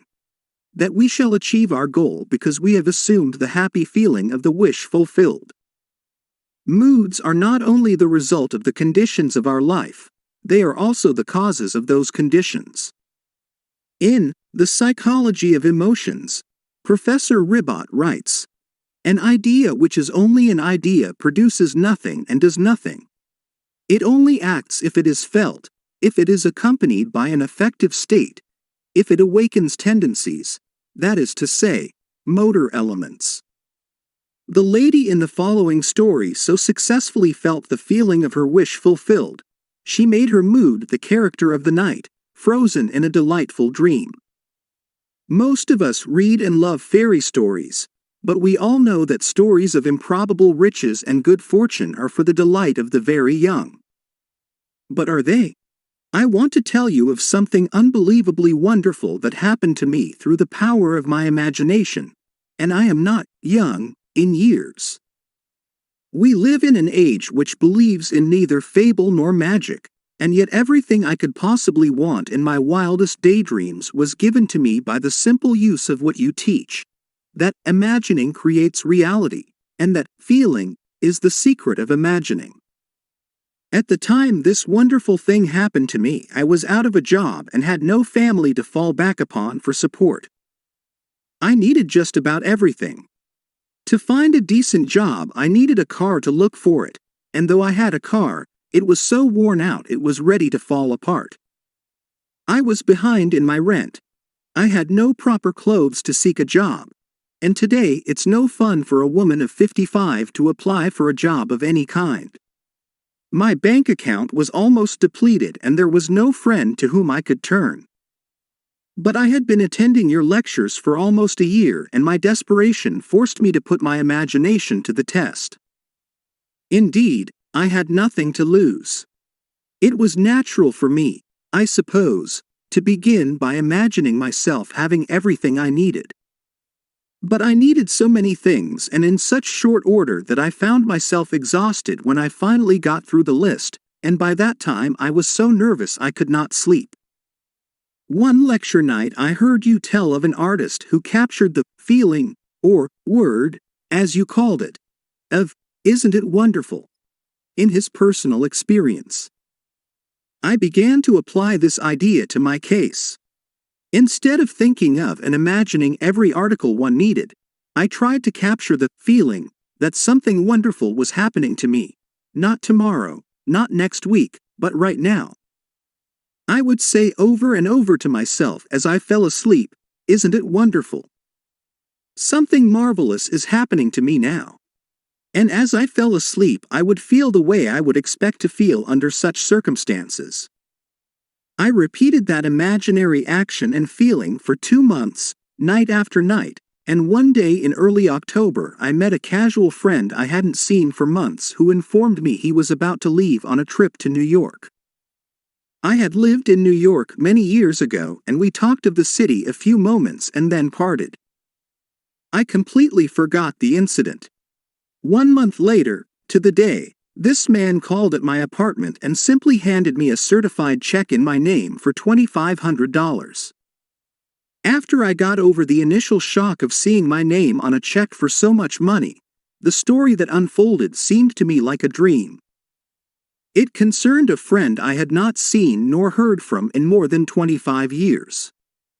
This friend of my past, I now learned, had become extremely wealthy in those 25 years. Our mutual acquaintance who had brought the check to me had met him quite by accident during the trip to New York last month. During their conversation they spoke of me, and for reasons I was not to know, for to this day I have not heard from him personally and have never attempted to contact him. This old friend decided to share a portion of his great wealth with me. For the next 2 years, from the office of his attorney, I received monthly checks so generous in amount they not only covered every necessary requirement of daily living, but left much over for all the lovely things of life: a car, clothes, a spacious apartment, and best of all, no need to earn my daily bread. This past month I received a letter and some legal papers to be signed which provide the continuation of this monthly income for the rest of my natural life. TK, if the fool would persist in his folly, he would become wise. William Blake. Sir Winston calls on us to act on the assumption that we already possess that which we sought, to assume a virtue, if we have it not. William Shakespeare's Hamlet. Is this not the secret of miracles? Thus the man with palsy was told to rise, to take up his bed and walk, to mentally act as if he were healed. Matthew chapter 9 verses 1 to 8. And when the actions of his imagination corresponded with the actions which he would physically perform were he healed, he was healed. This is a story about which some may say, it would have happened anyway, but those who read it carefully will find room to wonder. It begins 1 year ago as I left Los Angeles to visit my daughter in San Francisco. Instead of the happy-natured individual she had always been, I found her in deep distress. Not knowing the cause of her anguish and not wishing to ask, I waited until she told me that she was in great financial trouble and must have $3,000 immediately. I am not a poor woman, but I didn't have much cash I could put my hands on that quickly. Knowing my daughter, I knew she would not have accepted it anyway. I offered to borrow the money for her, but she refused and instead asked me to help her in my way. She meant using my imagination, for I had often told her of your teaching and some of my words must have struck home. I immediately agreed on this plan with the provision that she would help me help her. We decided on an imaginal scene we could both practice that involved seeing money coming to her from everywhere. We felt money was flooding toward her from every corner, until she was in the middle of a sea of money. But we did this always with the feeling of joy for anyone concerned, and we had no thought of means, only happiness for all. The idea seemed to catch fire with her, and I know she was responsible for what happened a few days later. She was certainly transformed back to the happy, confident mood that was natural to her, though there was no evidence of any real money coming in at the time. I left to return home in the East. When I arrived home, I called my mother, a lovely young lady of 91, who immediately asked me to come and see her. I wanted a day's rest, but she couldn't wait. It had to be now. Of course I went, and after greeting me, she handed me a check for $3,000 made out to my daughter. Before I could speak, she handed me 3 additional checks totaling $1,500 made in favor of my daughter's children. Her reason? She explained that she had suddenly decided the day before to give what she had in cash to those she loved while she was still here to know of their happiness in receiving it. It would have happened anyway? No, not like this. Not within days of my daughter's frantic need, and then her sudden transformation to a mood of joy.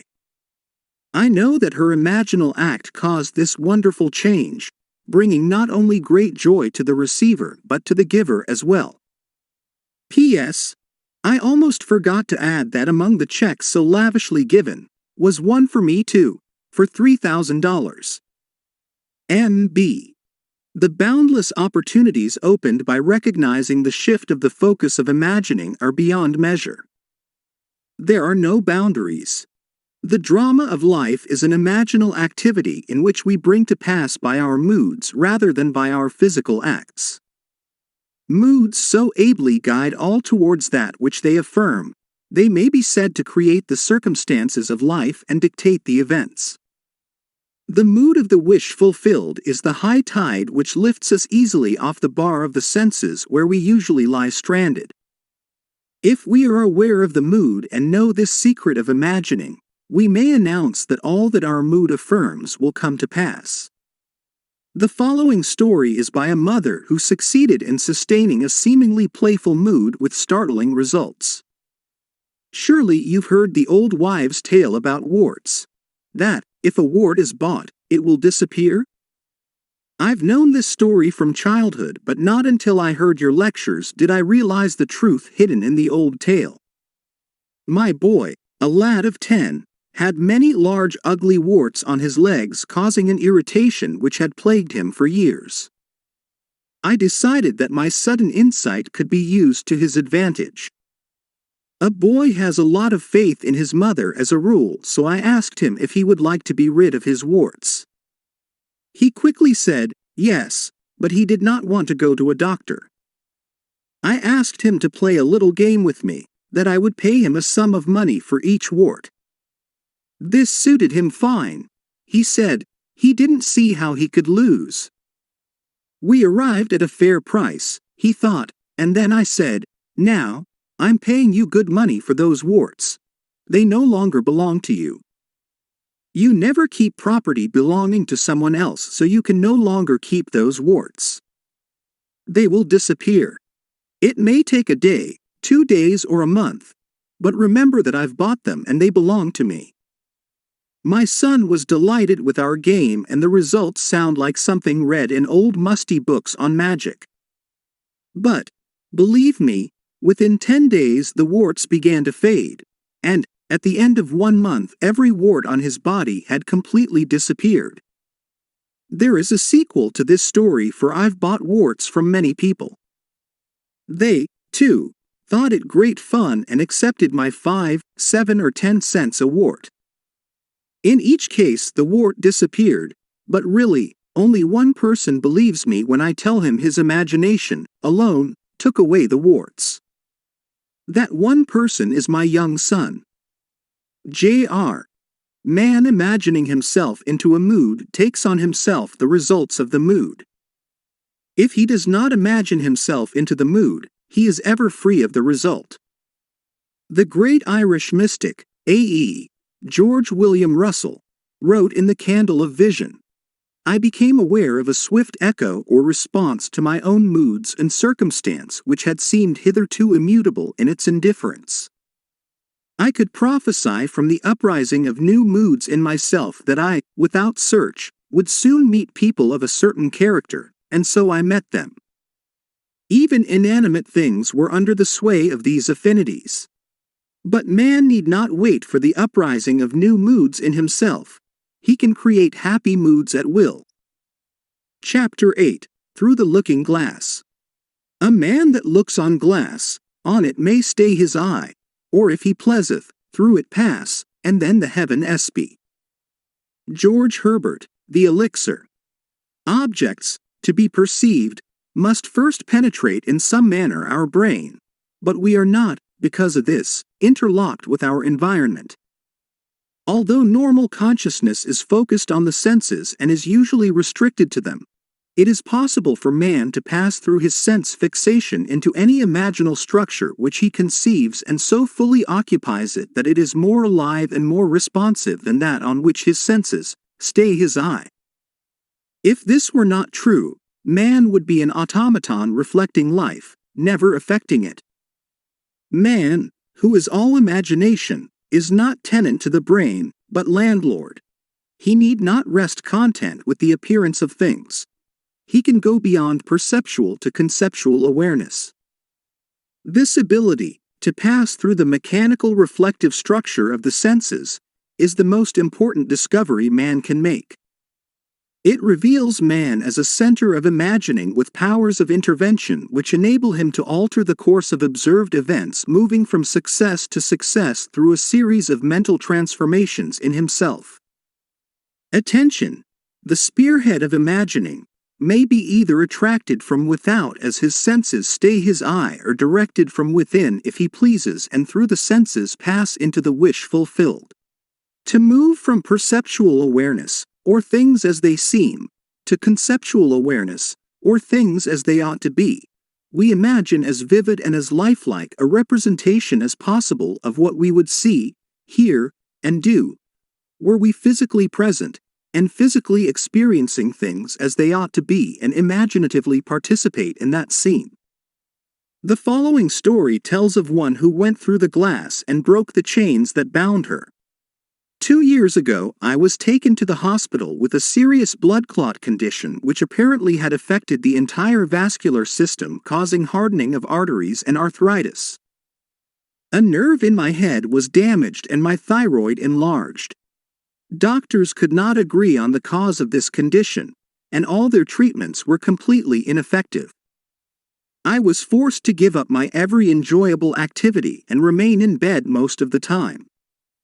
My body, from hips to toes, felt as though it was encased and bound by tight wires, and I couldn't put my feet on the floor without wearing heavy hip-length elastic stockings. I knew something of your teaching and tried very hard to apply what I had heard, but as my condition grew worse and I could no longer attend any of your lectures, my despondency grew deeper. One day a friend sent me a postcard picturing the scene of a lovely beach by the ocean. The picture was so beautiful, I looked and looked at it and began to remember past summer days at the seashore with my parents. For a moment, the postcard picture seemed to become animated and flooding memories of myself running free on the beach filled my mind. I felt the impact of my bare feet against the hard wet sand. I felt the icy water running over my toes and heard the crash of waves breaking on shore. This imaginal activity was so satisfying to me as I lay in bed that I continued to imagine this wonderful scene, day after day, for about 1 week. One morning, I moved from my bed to a couch and had started to sit up when I was seized with such an excruciating pain my entire body became paralyzed. I could neither sit up nor lie down. This terrible pain lasted for more than a full minute, but when it stopped, I was free.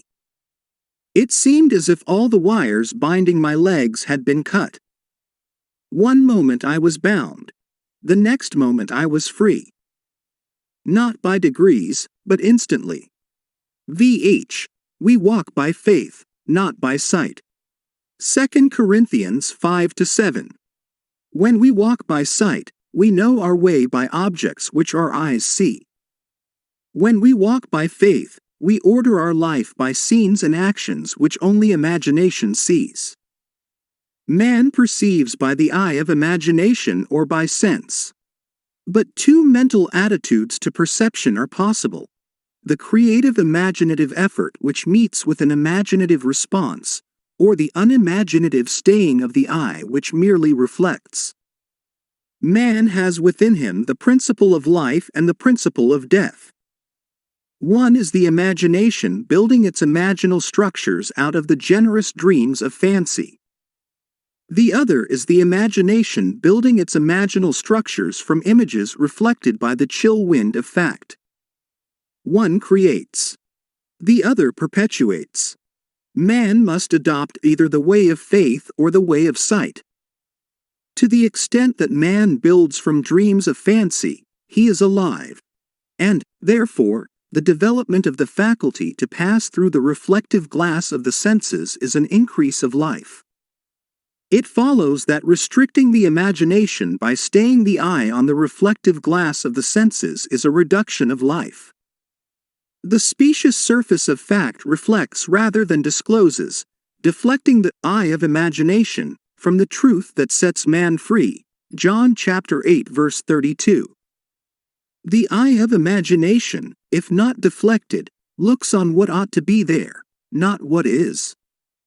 However familiar the scene on which sight rests, the eye of imagination could gaze on one never before witnessed. It is this eye of imagination, and only this, that can free us from the sense fixation of outer things which completely dominates our ordinary existence and keeps us looking on the reflective glass of facts. It is possible to pass from thinking of to thinking from. But the crucial matter is thinking from, that is, experiencing the state, for that experience means unification, whereas in thinking of there is always subject and object, the thinking individual and the thing thought of. Self-abandonment. That is the secret.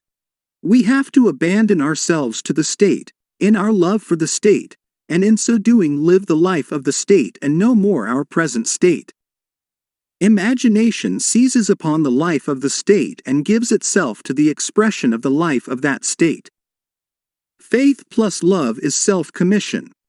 We can't commit ourselves to what we do not love. Never would you have made anything if you had not loved it. For you love all the things that are, and despise nothing which you have made. For never would you have made anything, if you hated it. Book of Wisdom, 11:24. And to make the state alive, one must become it. I live, yet not I. God lives in me. And the life I now live in the flesh, I live by the faith of God, who loved me and gave himself for me. I am crucified with Christ. Nevertheless I live, yet not I, but Christ lives in me, and the life which I now live in the flesh I live by the faith of the Son of God, who loved me and gave himself for me. Galatians chapter 2 verse 20.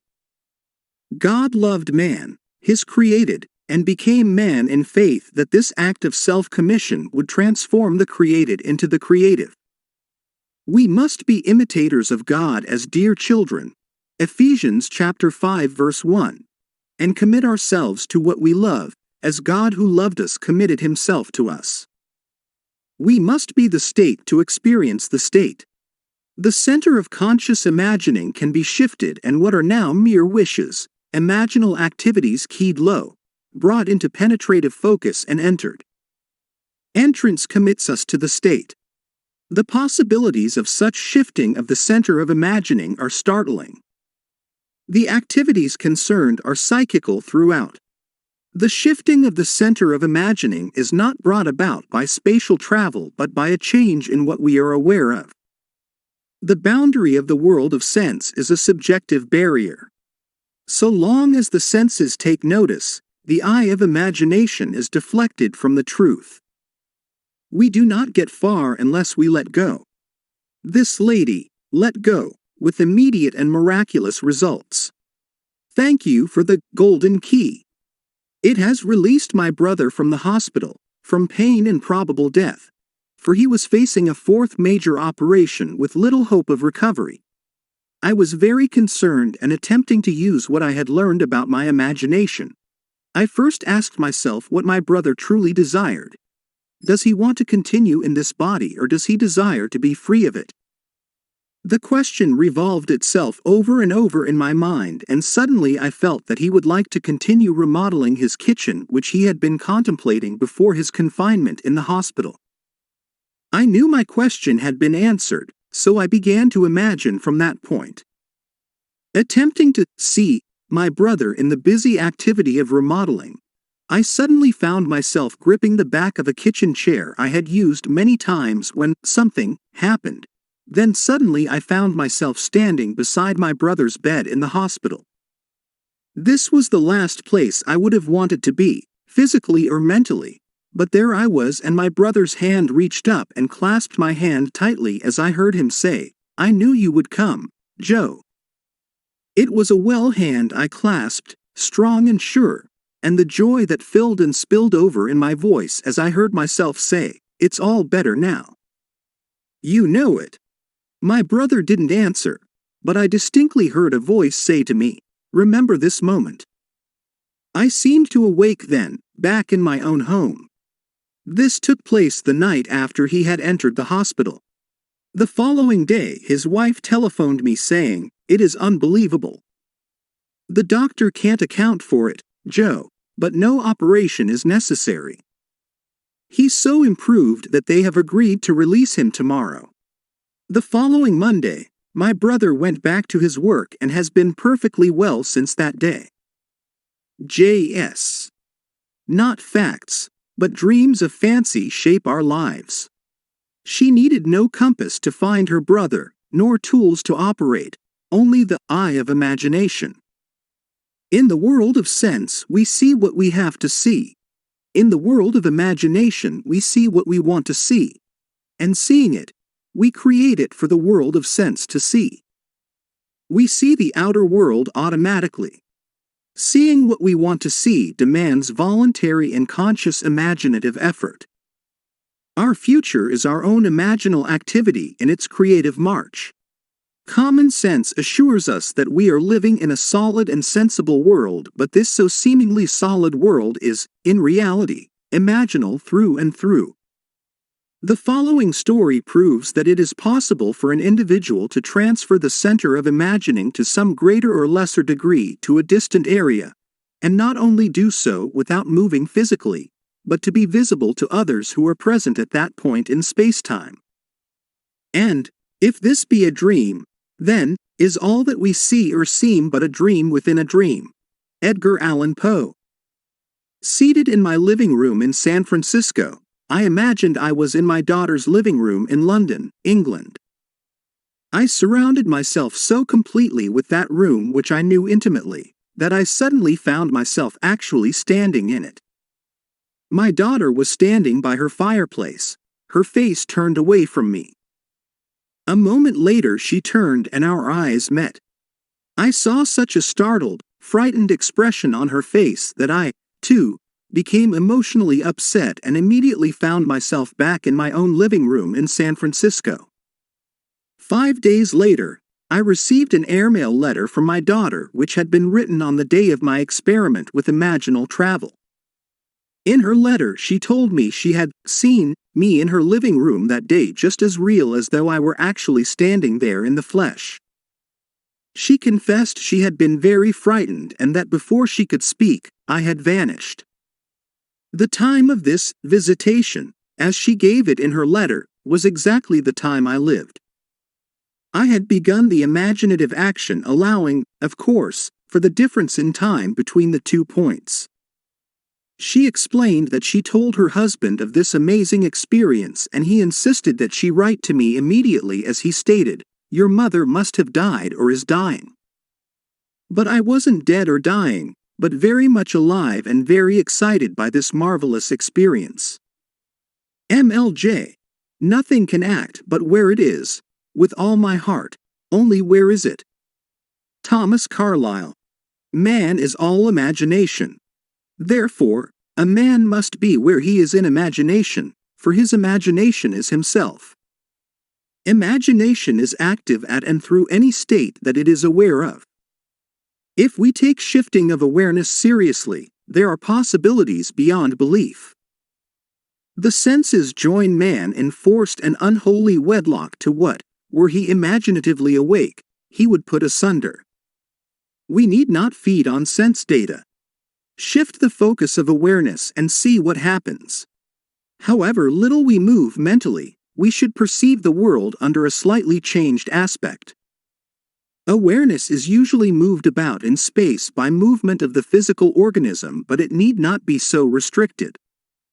It can be moved by a change in what we are aware of. Man is manifesting the power of imagination whose limits he cannot define. To realize that the real self, imagination, is not something enclosed within the spatial boundary of the body is most important. The foregoing story proves that when we meet a person in the flesh, that his real self need not be present in space where his body is. It also shows that sense perception can be thrown into operation outside of the normal physical means, and that the sense data produced is of the same kind as those which occur in normal perception. The idea in the mother's mind which started the whole process going was the very definite idea of being in the place where her daughter and her mother, if the mother really were in that place, and if the daughter were present, then she would have to be perceptible to her daughter. We can only hope to understand this experience in imaginal, and not in mechanical or materialistic terms. The mother imagined elsewhere as being here. London was just as here to her daughter living there as San Francisco was here to the mother living there. It hardly ever crosses our minds that this world might be different in essence from what common sense tells us it so obviously is. Blake writes, "I question not my corporeal or vegetative eye any more than I would question a window concerning a sight. I look through it and not with it. This looking through the eye not only shifts consciousness to other parts of this world but to other worlds as well. Astronomers must wish they knew more of this, looking through the eye, this mental traveling that mystics practice so easily.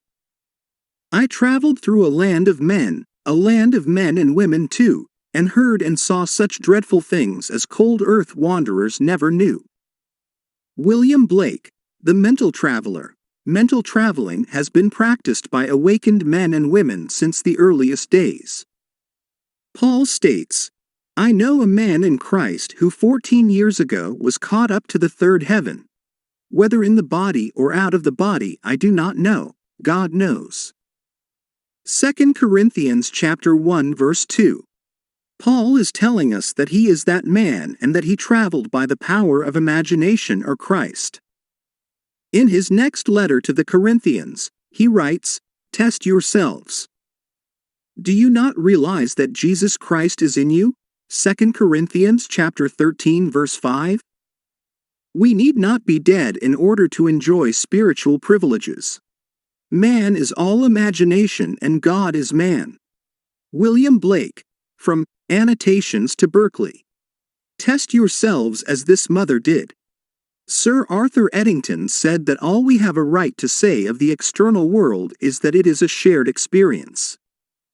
Things are more or less real, according to the extent to which they are capable of being shared with others or with ourselves at another time. But there is no hard and fast line. Accepting Eddington's definition of reality as shared experience, the above story is as real as the earth or a color, for it was shared by both mother and daughter. The range of imagining is such that I must confess that I do not know what limits, if any, there are to its ability to create reality. All these stories show us one thing: that an imaginal activity implying the wish fulfilled must start in the imagination apart from the evidence of the senses in that journey that leads to the realization of desire. Chapter 9. Enter into. If the spectator would enter into these images in his imagination, approaching them on the fiery chariot of his contemplative thought, if he could make a friend and companion of one of these images of wonder, which always entreats him to leave mortal things, as he must know, then would he arise from his grave, then would he meet the Lord in the air, and then he would be happy. Blake. Imagination, it seems, will do nothing that we wish until we enter into the image of the wish fulfilled. Does not this entering into the image of the wish fulfilled resemble Blake's void outside of existence, which if entered into englobes itself and becomes a womb? Is this not the true interpretation of the mythical story of Adam and Eve? Man and his emanation? Are not man's dreams of fancy his emanation, his Eve in whom he plants himself in all her nerves, just as a husbandman his mold, and she becomes his dwelling place and garden fruitful 70-fold? William Blake, The Mental Traveler.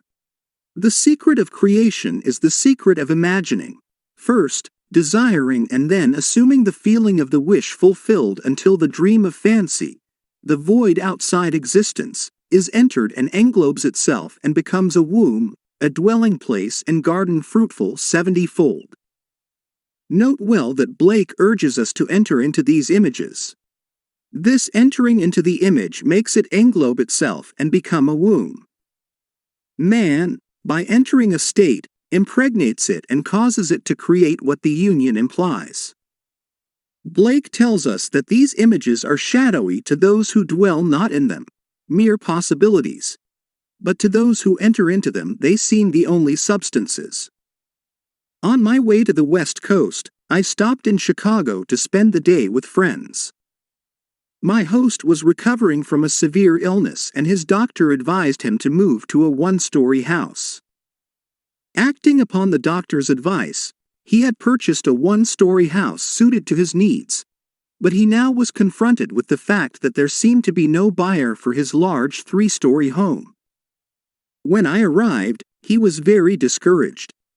In trying to explain the law of constructive imagining to my host and his wife, I told them the story of a very prominent New York woman who had come to see me concerning the rental of her apartment.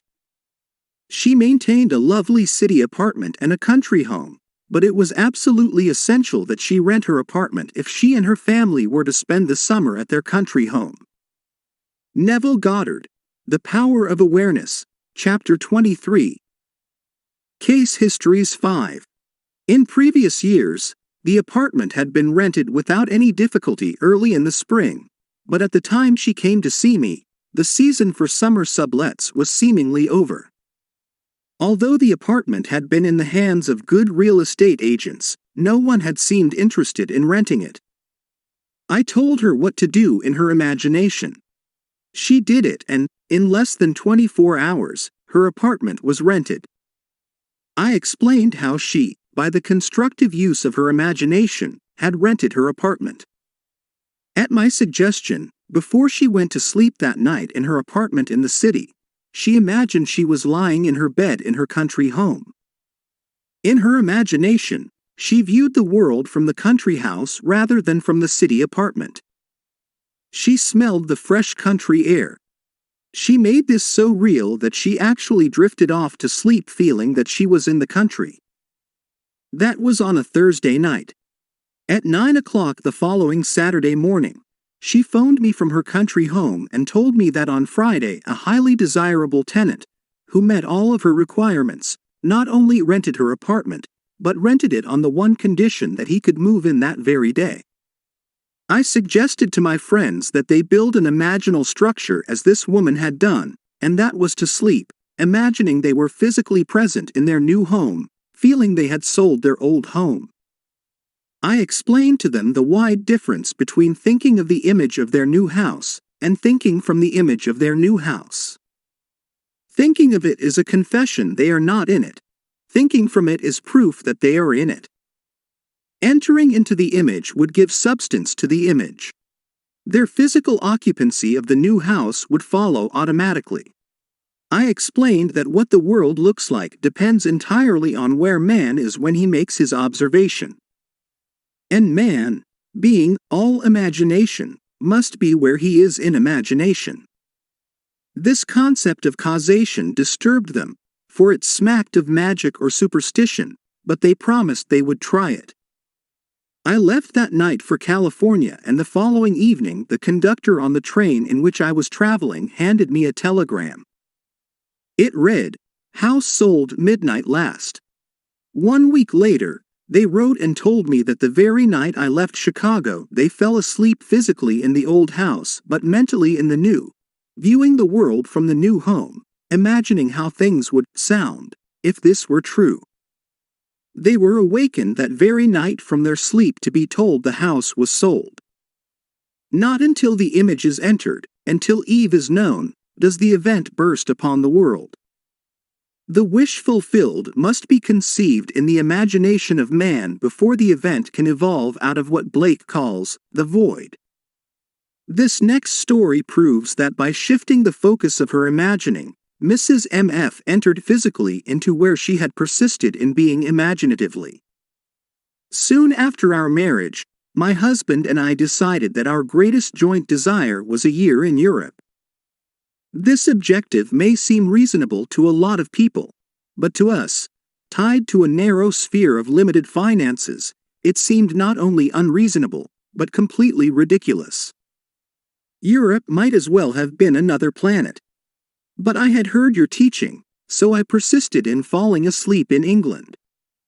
Why England necessarily, I cannot tell, except that I had seen a current motion picture featuring the area around Buckingham Palace and had promptly fallen in love with the scene. All I did in my imagination was to stand quietly outside the great iron gates and feel the cold metal bars gripped tightly in my hands as I viewed the palace. For many nights I felt an intense joy at being there and fell asleep in this happy state. Soon after, my husband met a stranger at a party who, within 1 month, was instrumental in securing a teaching fellowship for him at a great university. Imagine my excitement when I heard the university was in England. Tied to a narrow sphere? Within another month, we were crossing the Atlantic and our supposedly insurmountable difficulties melted as though they never existed. We had our year in Europe, one of the happiest years of my life. MF. What the world looks like depends entirely on where man is when he makes his observations. And man, being all imagination, must be where he is in imagination. The stone which the builders rejected has become the chief cornerstone. Psalm chapter 118 verse 22. That stone is imagining. I acquaint you with this secret and leave you to act or react. This is the famous stone that turneth all to gold. For that which God doth touch and own cannot for less be told. George Herbert, The Elixir. My home is old, but it is mine. I wanted the exterior painted and the interior redecorated, yet I had no money to accomplish either objective. You told us to live, as though our desire is already a reality, and this I began to do, imagining my old house with a brand new coat of paint, new furnishings, new decoration and all the trimmings. I walked, in my imagination, through the newly decorated rooms. I walked around the outside admiring the fresh paint, and, at the end of my imaginal act, I handed the contractor a check for payment in full. I entered this imaginal scene faithfully as often as I could during the day and each night before I fell asleep. Within 2 weeks, I received a registered letter from Lloyd's of London, telling me I had inherited $7,000 from a woman I had never met. I had known her brother slightly almost 40 years before and had performed a small service 15 years ago for the lady when this brother had died in our country, and she had written to me asking for particulars regarding his death which I was able to provide. I had not heard from her since that time. Now, here was the check for $7,000, more than enough to cover the cost of my house restoration, plus many, many other things I desired. ECA. He who does not imagine in stronger and better lineaments, and in stronger and better light than his perishing and mortal eye can see, does not imagine at all. Blake. Unless the individual imagines himself, someone else, or somewhere else, the present conditions and circumstances of his life will continue in being and his problems recur, for all events renew themselves from his constant images. By him they were made. By him they continue in being, and by him they can cease to be. The secret of causation is in the assembled imagery, but a word of warning: the assemblage must have meaning. It must imply something or it will not form the creative activity, the word. Chapter 10. Things which do not appear. What is seen was made out of things which do not appear. Hebrews chapter 11 verse 3. Human history, with its forms of governments, its revolutions, its wars, and in fact the rise and fall of nations, could be written in terms of the rise and fall of ideas implanted in the minds of men. Herbert Hoover. The secret of imagining is the greatest of all problems to the solution of which the mystic aspires. Supreme power, supreme wisdom, supreme delight lie in the far-off solution of this mystery. Douglas Fawcett. To refuse to recognize the creative power of man's invisible, imaginal activity is too great to be argued with. Man, through his imaginal activity, literally calls into existence the things that do not exist. Romans chapter 4 verse 17. By man's imaginal activity, all things are made, and without such activity, was not anything made that was made. John chapter 1 verse 3. Such causal activity could be defined as an imaginal assemblage of images, which occurring, some physical event invariably takes place. It is for us to assemble the images of happy outcome and then keep from interfering. The event must not be forced but allowed to happen. If imagination is the only thing that acts, or is, in existing beings of men, as Blake believed, then we should never be certain that it was not some woman treading in the winepress who began that subtle change in men's minds. William Butler Yeats. This grandmother is daily treading the winepress for her little granddaughter. She writes, "This is one of those things that make my family and friends say, 'We just don't understand it.' Kim is 2.5 years old now. I took care of her for a month after she was born and did not see her again until a year ago, and then only for 2 weeks. However, during this past year, every day I have taken her on my lap, in my imagination, and cuddled her and talked to her. In these imaginal acts, I go over all the wonderful things about Kim. God is growing through me. God is loving through me, etc. At first, I would get the response of a very young child. When I started, God is growing through me, she would reply, me. Now, as I start, she completes the whole sentence. Another thing that has happened is, as the months have passed, as I take her, in my imagination, on my lap, she has grown constantly larger and heavier. Kim hasn't even seen a picture of me in this past year.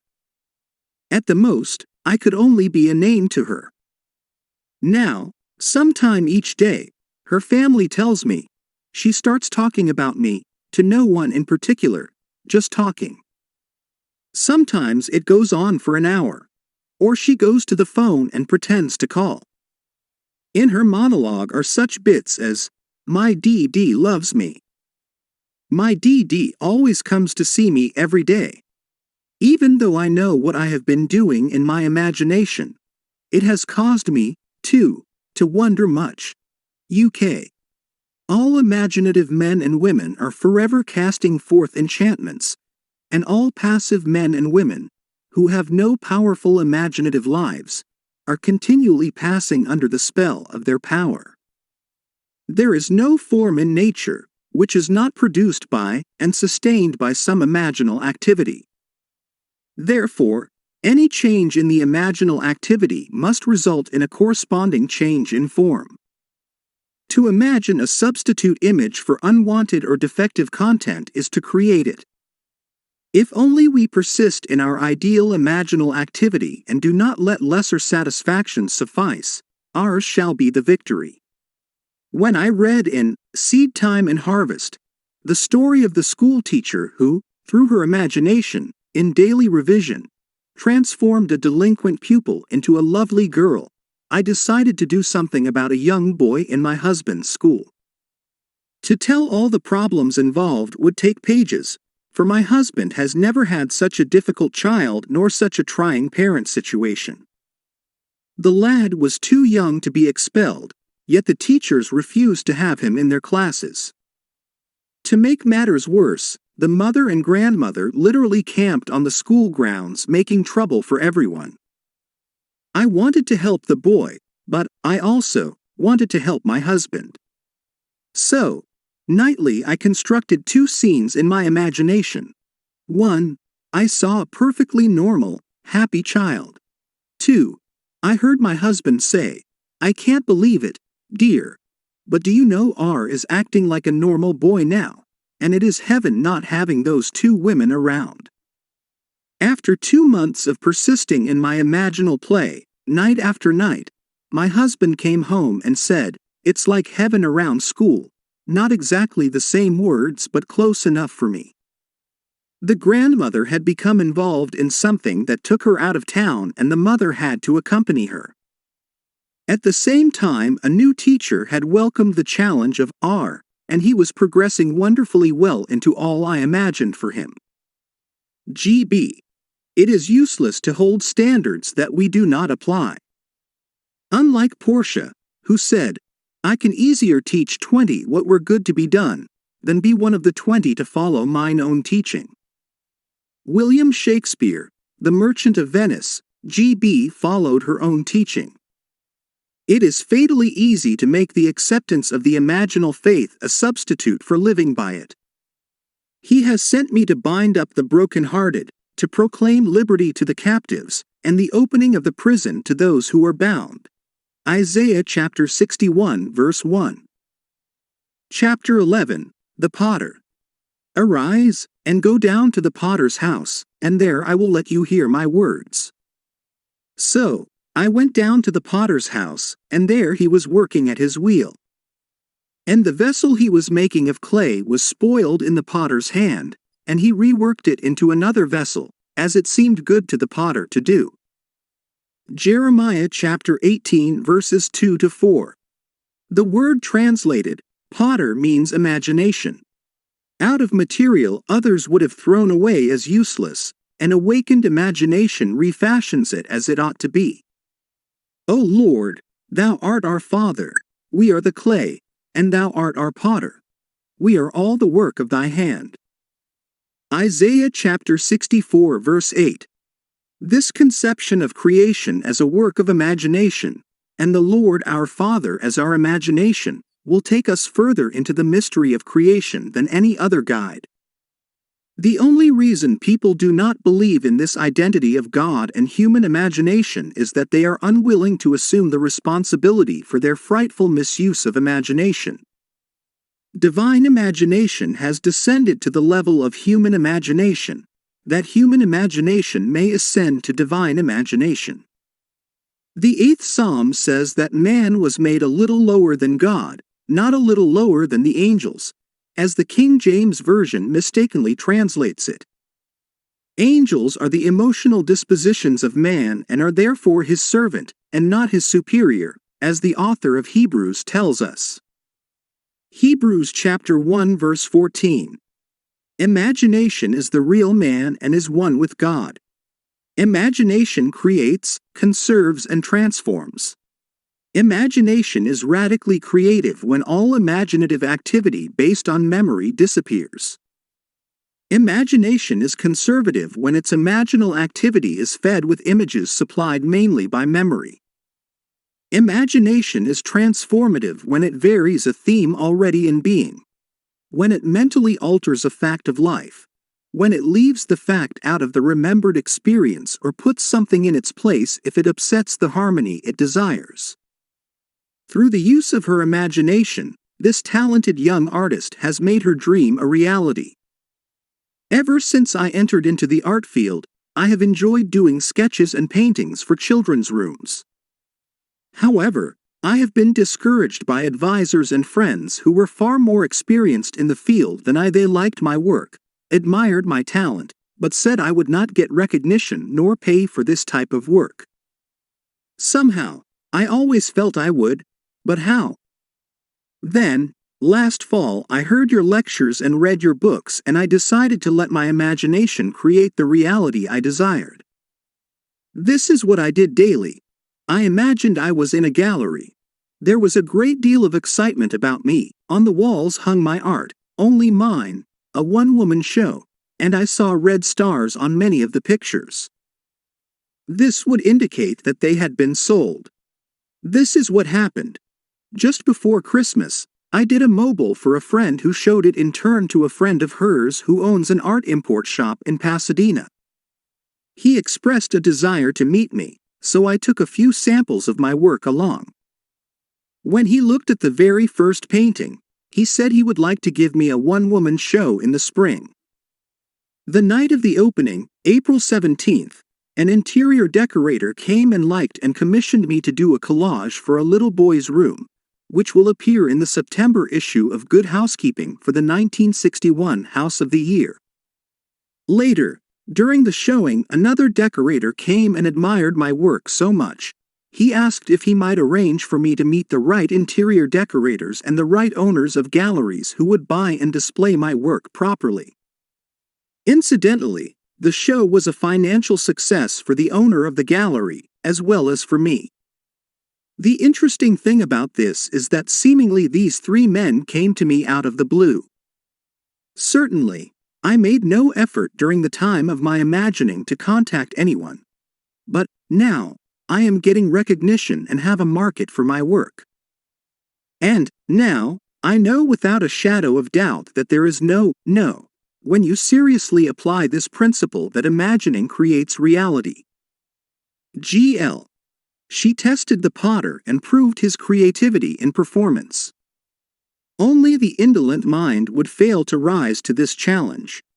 Paul states, "The Spirit of God dwells in you." 1 Corinthians chapter 3 verse 16. Now, examine yourselves to see whether you are holding to your faith. Test yourselves.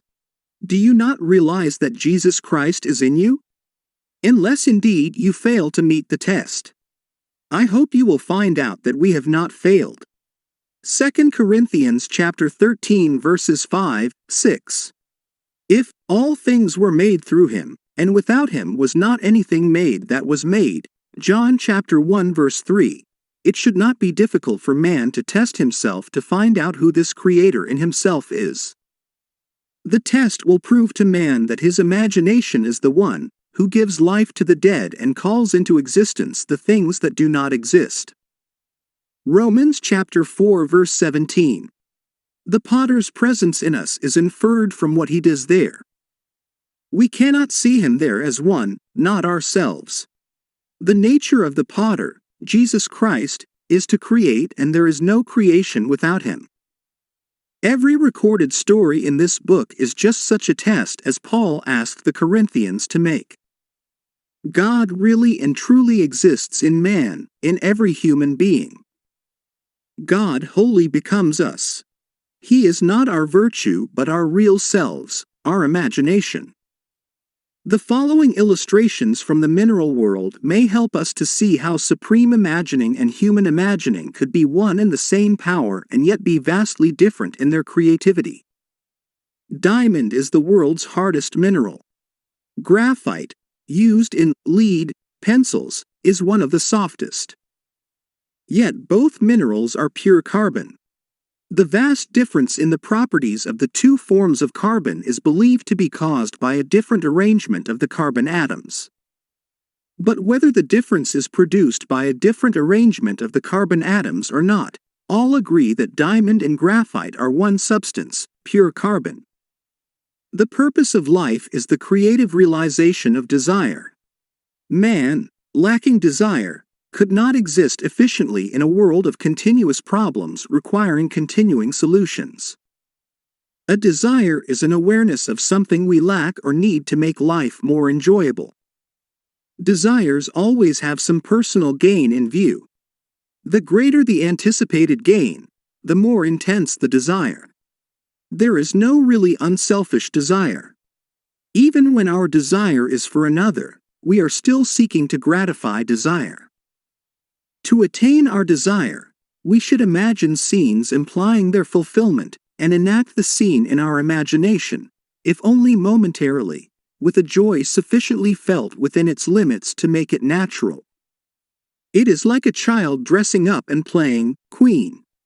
We must imagine we are what we would like to be. We must play it in imagination first, not as a spectator, as an actor.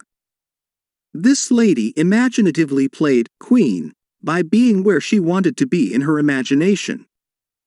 She was the true actor in this theater. My desire was to attend a matinee performance of a famous pantomimist currently playing in one of the largest theaters of our city. Because of the intimate nature of this art, I wanted to sit in the orchestra, but I didn't have even the price of a balcony ticket. The night I determined to have this pleasure for myself, in my imagination, I fell asleep watching the wondrous performer. In my imaginal act, I sat in an orchestra center seat, heard the applause as the curtain rose and the artist came on stage, and I actually felt the intense excitement of this experience. The next day, the day of the matinee performance, my financial condition had not changed. I had exactly $1.37 in my purse. I knew I must use the dollar to buy gas for my car, which would leave me with 37 cents. But I also knew I had faithfully slept in the feeling of being at that performance, so I dressed myself for the theater. While changing articles from one purse to another, I found a dollar bill and 45 cents in change hidden in the pocket of my seldom-used opera purse. I grinned to myself, realizing that gasoline money had been given to me. So would the balance of my theater ticket be given to me? Gaily, I finished dressing and left for the theater. Standing before the ticket window, my confidence dwindled as I gazed at the prices and saw $3.75 for orchestra seats. With a feeling of dismay, I turned away quickly and walked across the street to a cafe for a cup of tea. I had spent 16 cents on my tea before I remembered seeing the price of balcony seats on the ticket window list. Hurriedly, I counted my change and found I had $1.66 left. Running back to the theater, I bought the cheapest seat available, which cost $1.55. With 1 dime left in my purse, I went through the entrance and the usher tore my ticket in half, saying, "Upstairs, left, please." The performance was about to begin, but ignoring the usher's instructions, I walked into the main floor ladies' restroom. Still determined to sit in the orchestra section, I sat down, closed my eyes and kept my inward sight riveted on the stage from the direction of the orchestra. At that moment, a group of women walked into the restroom, all talking at once, but I heard only one conversation as a woman speaking to her companion said, "But I waited and waited until the last moment." Then she called and said she couldn't make it. I would have given her ticket away, but it's too late now. Not realizing it, I handed the usher both tickets and he tore them in half before I could stop him. I almost laughed aloud. Getting up, I walked over to this lady and asked if I might use the extra ticket she had, instead of the balcony seat I had bought. She was charming and kindly invited me to join her party. The ticket she handed me was for the orchestra section, center seat, 6 rows from the stage. I sat in that seat only moments before the curtain rose on a performance I had witnessed the night before from that seat, in my imagination. Jr. We must actually be, in imagination. It is one thing to think of the end, and another thing to think from the end. To think from the end, to enact the end, is to create reality. The inner actions must correspond to the actions we would physically perform, after these things should be. Edward Thomas, The New House. To live wisely, we must be aware of our imaginal activity, and see to it that it is faithfully shaping the end we desire. The world is clay. Our imagination is the potter. We should always imagine ends that are of value or promise well. He who desires but acts not breeds pestilence. William Blake. What's done flows from what's imagined. Outward forms reveal the imaginings of man. Man is the shuttle, to whose winding quest and passage through these looms God ordered motion, but ordained no rest. Henry Vaughan. I run a small business, solely owned, and a few years ago it seemed that my venture would end in failure. For some months, sales had fallen steadily and I found myself in a financial jam, along with thousands of other small businessmen, as this period spanned one of our country's minor recessions. I was badly in debt and needed at least $3,000 almost immediately. My auditors advised me to close my doors and try to salvage what I could. Instead, I turned to my imagination. I knew your teaching but had never actually attempted to solve any problem in this manner. I was frankly skeptical of the entire idea that imagination can create reality, but I was also desperate, and desperation forced me to test your teaching. I imagined my office receiving $4,000 unexpectedly in remittances due. This money would have to come from new orders as my accounts receivable were practically non-existent, but this seemed far-fetched as I hadn't received this much in sales during the last 4 months or more. Nevertheless, I kept my imaginal picture of receiving this amount of money steadily before me for 3 days. Early the 4th morning, a customer I had not heard from in months called me on the telephone asking me to come and see him personally. I was to bring a quotation previously given him for machinery needed by his factory. The quotation was months old, but I dug it out of my files and lost no time in arriving at his office that day. I wrote out the order which he signed, but I saw no immediate help for me in the transaction as the equipment he wanted would take from 4 to 6 months for factory delivery, and of course, my customer did not have to pay for it until delivered. I thanked him for the order and rose to leave. He stopped me at the door and handed me a check for a little over $4,000, saying, "I want to pay for the merchandise now, in advance, for tax purposes, you know." "You don't mind?" No, I didn't mind. I realized what had happened the moment I took that check into my hands. Within 3 days, my imaginal act had done for me what I hadn't been able to do in months of desperate financial shuffling. I know now that imagination could have brought $40,000 into my business just as easily as $4,000. LNC. O Lord, Thou art our Father. We are the clay, and Thou art our potter. We are all the work of Thy hand. Isaiah chapter 64 verse 8. Chapter 12. Attitudes. Mental things are alone real. What is called corporeal, nobody knows of its dwelling place. It is in fallacy, and its existence an imposture. Where is the existence out of mind or thought? Where is it but in the mind of a fool? Where is it but in the mind of a fool? Blake. Memory, though faulty, is adequate to the call for saneness. If we remember another as we have known him, we recreate him in that image, and the past will be recognized in the present. Imagining creates reality. If there is room for improvement, we should reconstruct him with new content. Visualize him as we would like him to be, rather than have him bear the burden of our memory of him. Everything possible to be believed is an image of truth. Blake. The following story is by one who believes that imagining creates reality, and acting on this belief changed his attitude toward a stranger and bore witness to this change in reality. More than 20 years ago, when I was a green farm boy newly arrived in Boston to attend school, a panhandler asked me for money for a meal. Although the money I had was pitifully insufficient for my own needs, I gave him what was in my pocket. A few hours later, the same man, by this time staggering drunk, stopped me again and asked for money. I was so outraged to think the money I could so ill afford had been put to such use. I made myself a solemn pledge that I would never again listen to the plea of a street beggar. Through the years I kept my pledge, but every time I refused anyone, my conscience needled me. I felt guilty even to the point of developing a sharp pain in my stomach, but I couldn't bring myself to unbend.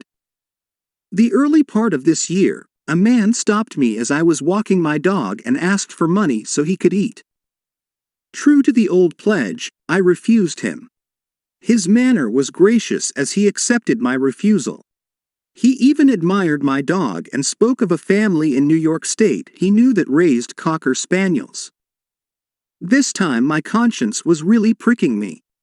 As he went on his way, I determined to remake that scene as I wished it had been, so I stopped right there on the street, closed my eyes for only a few moments and enacted the scene differently.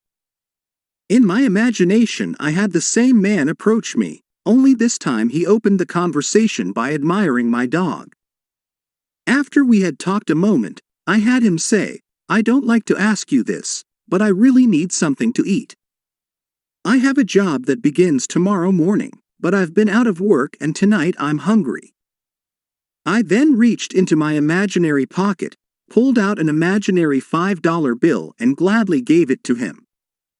This imaginal act immediately dissolved the guilty feeling and the pain. I know from your teaching that an imaginal act is fact, so I knew I could grant anyone what he asked and by faith in the imaginal act, consent to the reality of his having it. 4 months later, as I was again walking my dog, the same man approached me and opened the conversation by admiring my dog. "Here's a beautiful dog," he said. "Young man, I don't suppose you remember me, but a while back I asked you for some money and you very kindly said, no.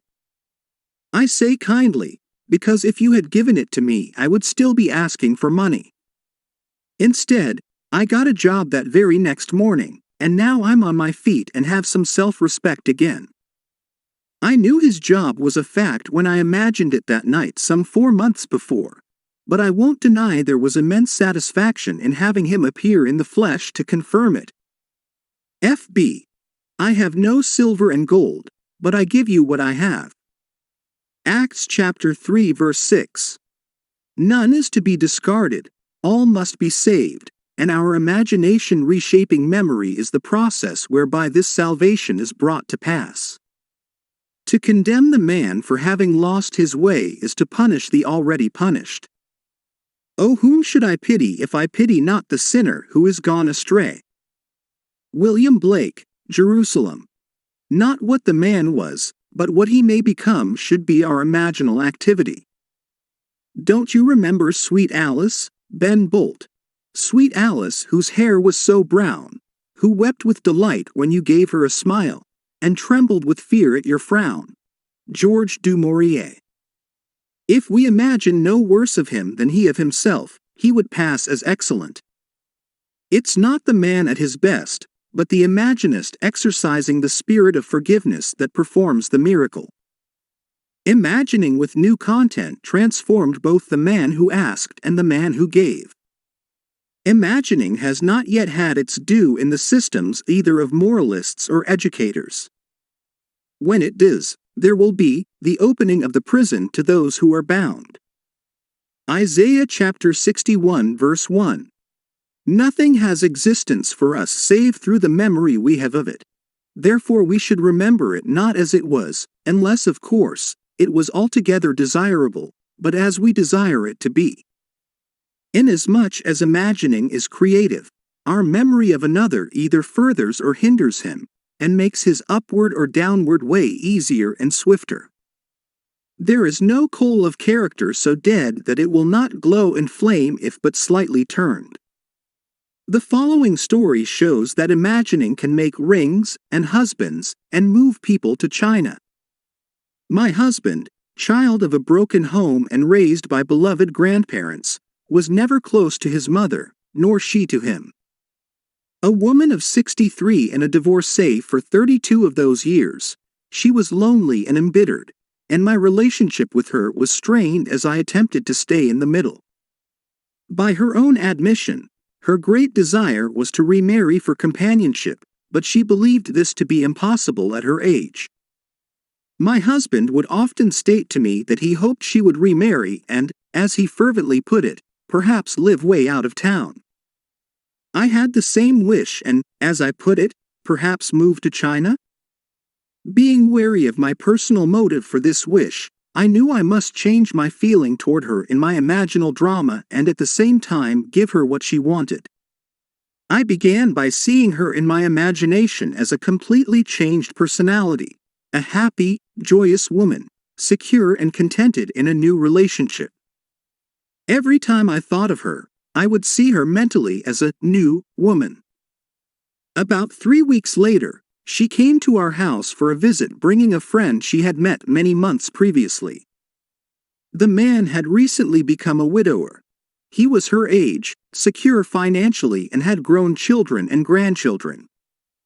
We liked him and I was excited because it was obvious they liked each other. But my husband still thought it was impossible. I didn't. From that day on, every time her image rose in my mind, I saw her extending her left hand toward me, and I admired the ring on her finger. 1 month later, she and her friend came to visit us, and as I walked forward to greet them, she proudly extended her left hand. The ring was on her finger. 2 weeks later, she was married, and we haven't seen her since. She lives in a brand new home, way out of town, and as her new husband dislikes the long drive to our house, she might as well have moved to China. J.B. There is a wide difference between the will to resist an activity and the decision to change it. He who changes an activity acts, whereas he who resists an activity reacts.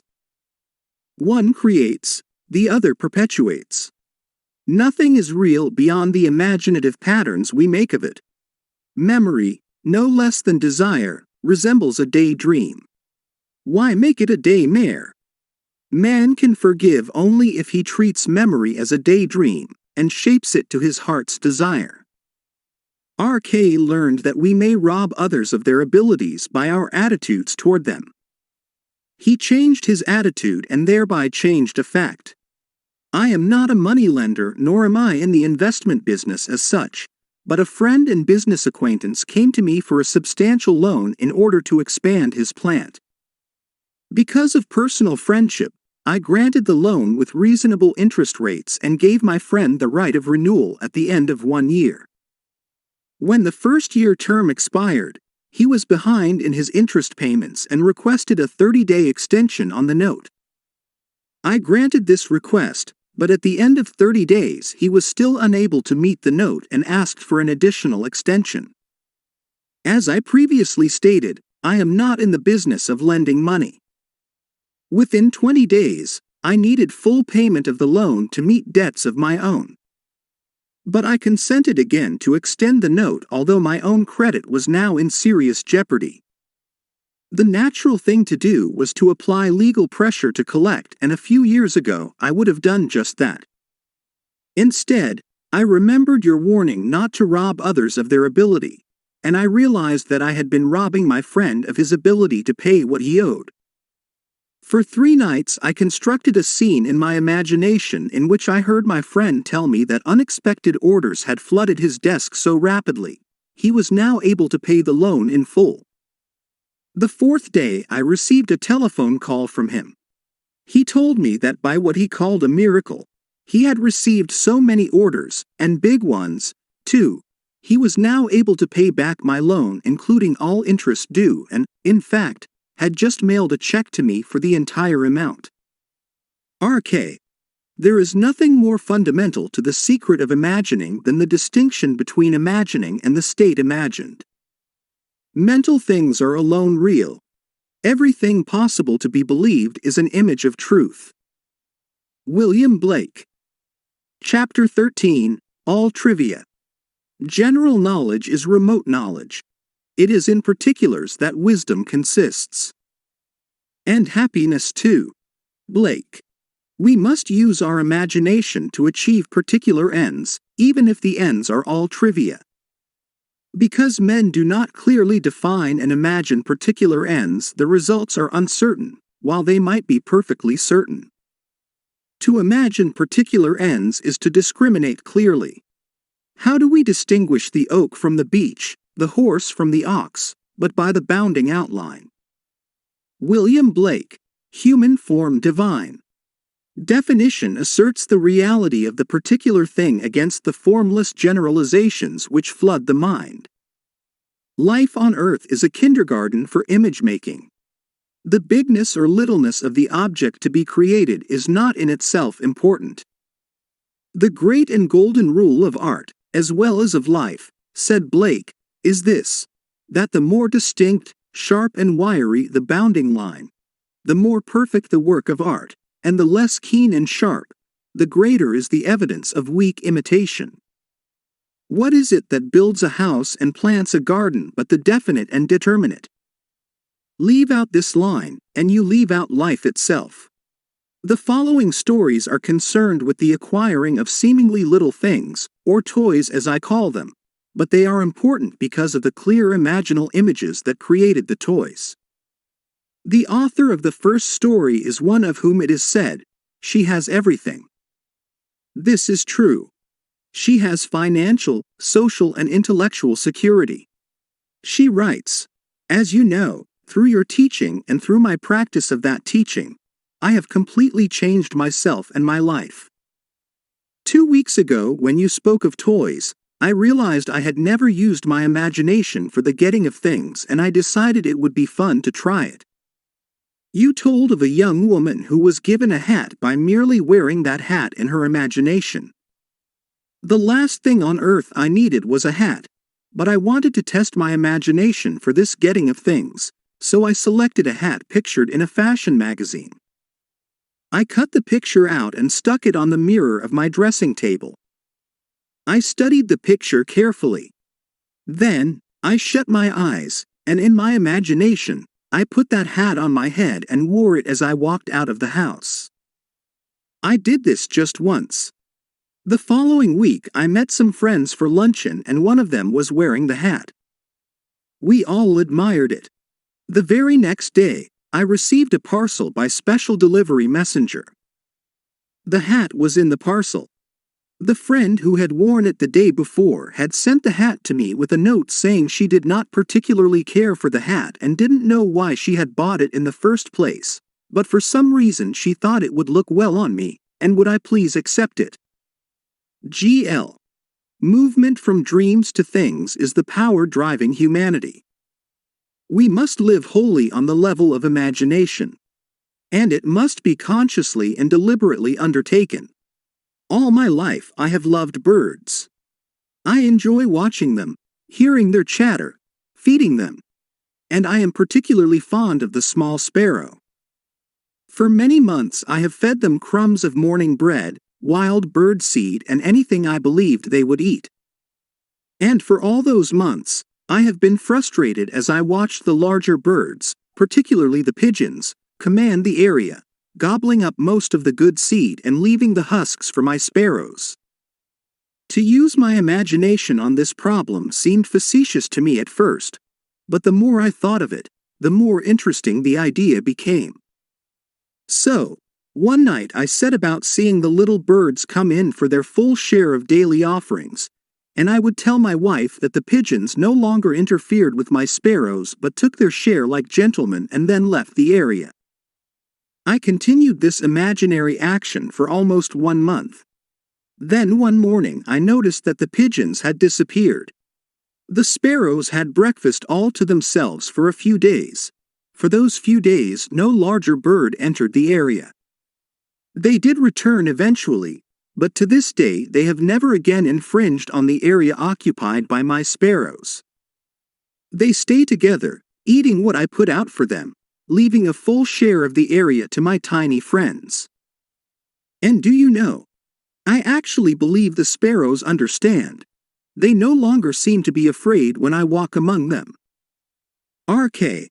This lady proves that unless our heart is in the task, unless we imagine ourselves right into the feeling of our wish fulfilled, we are not there, for we are all imagination, and must beware, and what we are in imagination. In early February, my husband and I had been in our new house 1 month, a home lovely beyond telling, perched on a rugged cliff with the ocean for our front yard, wind and sky for neighbors and seagulls for guests. We were ecstatic. If you have experienced the joy and woe of building your own home, you know how completely filled with happiness you are and how completely empty your purse is.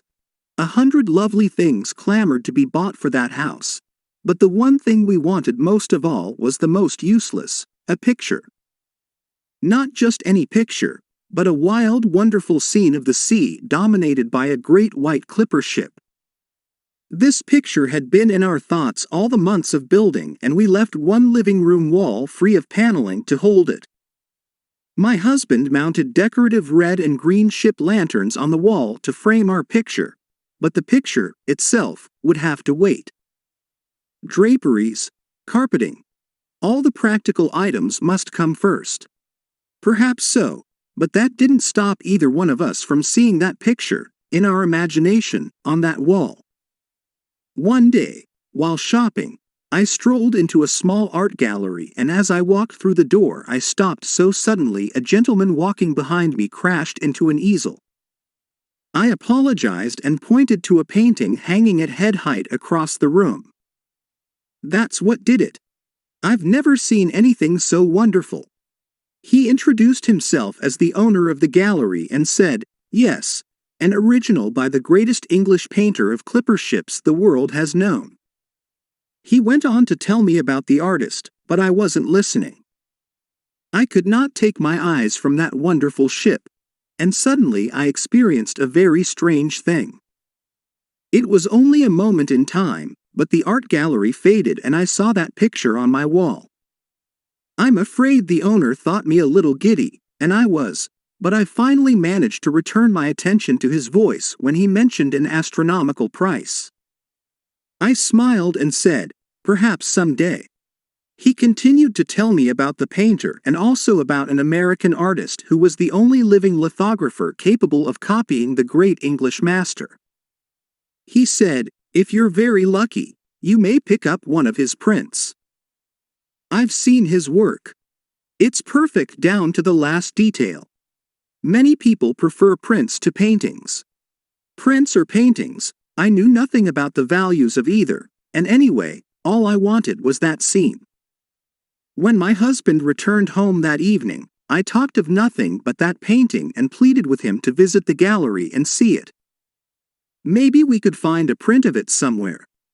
The man said, yes, he interrupted, but you know we can't afford any picture now. Our conversation ended there, but that night after dinner, I stood in our living room and saw that picture on our wall. The next day, my husband had an appointment with a client which he did not want to keep. But the appointment was kept, and my husband did not return home until after dark. When he walked through the front door, I was busy in another part of the house and called a greeting to him. A few minutes later I heard hammering and walked into the living room to see what he was doing. On our wall hung my picture. In my first moment of intense joy, I remembered the man in the art gallery, saying, if you're very lucky, you may pick up one of his prints. Lucky? Well, here is my husband's part of this story. Making the call already mentioned, he entered one of the poorest, meanest little houses he had ever been in. The client introduced himself and led my husband into a tiny dark dining area where the two of them sat down at a bare table. As my husband put his briefcase on the tabletop, he looked up and saw the picture on a wall. He confessed to me he had conducted a very sloppy interview because he couldn't take his eyes from that picture. The client signed the contract and gave a check as down payment which, as my husband believed at the time, was $10 short. Mentioning this fact to the client, he said the check given was every cent he could afford but added, "I've noticed your interest in that picture. It was here when I took this place. I don't know to whom it belonged, but I don't want it. If you'll put the $10 in for me, I'll give you the picture." When my husband returned to his company's main office, he learned he had been in error about the amount. He was not charged $10. Our picture is on our wall. And it costs us nothing. A. of R.L., who writes the following letter, it must be said, in faith, lady, you have a merry heart. William Shakespeare, Much Ado About Nothing. One day, during a bus strike, I needed to go into the downtown area and had to walk 10 blocks from my home to the nearest bus in operation. Before starting home, I recalled there was no food market on this new route and I wouldn't be able to shop for dinner. I had enough to manage a potluck meal, but I would need bread. After shopping all day, the 10 blocks back from the bus line was all I could manage, and to go still farther to shop for bread was out of the question. I stood very still for a moment and allowed a vision of bread to dance in my head. Then I started for home. When I boarded the bus, I was so tired I grabbed the first available seat and almost sat on a paper bag. Now, on a crowded bus, tired passengers rarely look directly at one another, so being naturally curious, I peeked into the bag. Of course, it was a loaf of bread, not just any bread but the very same brand of bread I always buy, R.L. Trifles. All trifles, but they produced their trivia without price. Imagining accomplished these things without the means generally reputed necessary to do so. Man rates wealth in a way that bears no relation to real values. Come, buy wine and milk without money and without price. Isaiah chapter 55 verse 1. Chapter 14, The Creative Moment. The natural man does not receive the gifts of the Spirit of God, for they are folly to him, and he is not able to understand them because they are spiritually discerned. 1 Corinthians 2:14. There is a moment in each day that Satan cannot find, nor can his watch fiends find it. But the industrious find this moment and it multiply, and when it once is found, it renovates every moment of the day if rightly placed. Blake. Whenever we imagine things as they ought to be, rather than as they seem to be, is the moment. For in that moment, the spiritual man's work is done and all the great events of time start forth to mold a world in harmony with that moment's altered pattern. Satan, Blake writes, is a reactor. He never acts, he only reacts. And if our attitude to the happenings of the day is reactionary, are we not playing Satan's part? Man is only reacting in his natural or Satan state. He never acts or creates, he only reacts or recreates. One real creative moment, one real feeling of the wish fulfilled, is worth more than the whole natural life of reaction. In such a moment, God's work is done. Once more, we may say with Blake, God only acts and is, in existing beings or men. The Marriage of Heaven and Hell, 1793, there is an imaginal past and an imaginal future. If, by reacting, the past is recreated into the present, so, by acting out our dreams of fancy can the future be brought into the present. I feel now the future in the instant. William Shakespeare, Macbeth. The spiritual man acts. For him, anything that he wants to do, he can do and do at once. in his imagination, and his motto is always, "The moment is now." Behold, now is the acceptable time. Behold, now is the day of salvation. 2 Corinthians chapter 6 verse 2. Nothing stands between man and the fulfillment of his dream but facts. And facts are the creations of imagining. If man changes his imagining, he will change the facts. This story tells of a young woman who found the moment and, by acting out her dream of fancy, brought the future into the instant, not realizing what she had done until the final scene. The incident related below must appear to be coincidence to those never exposed to your teaching, but I know I observed an imaginative act take solid form in, perhaps, 4 minutes. I believe you will be interested in reading this account, written down, exactly as it happened, a few minutes after the actual occurrence, yesterday morning.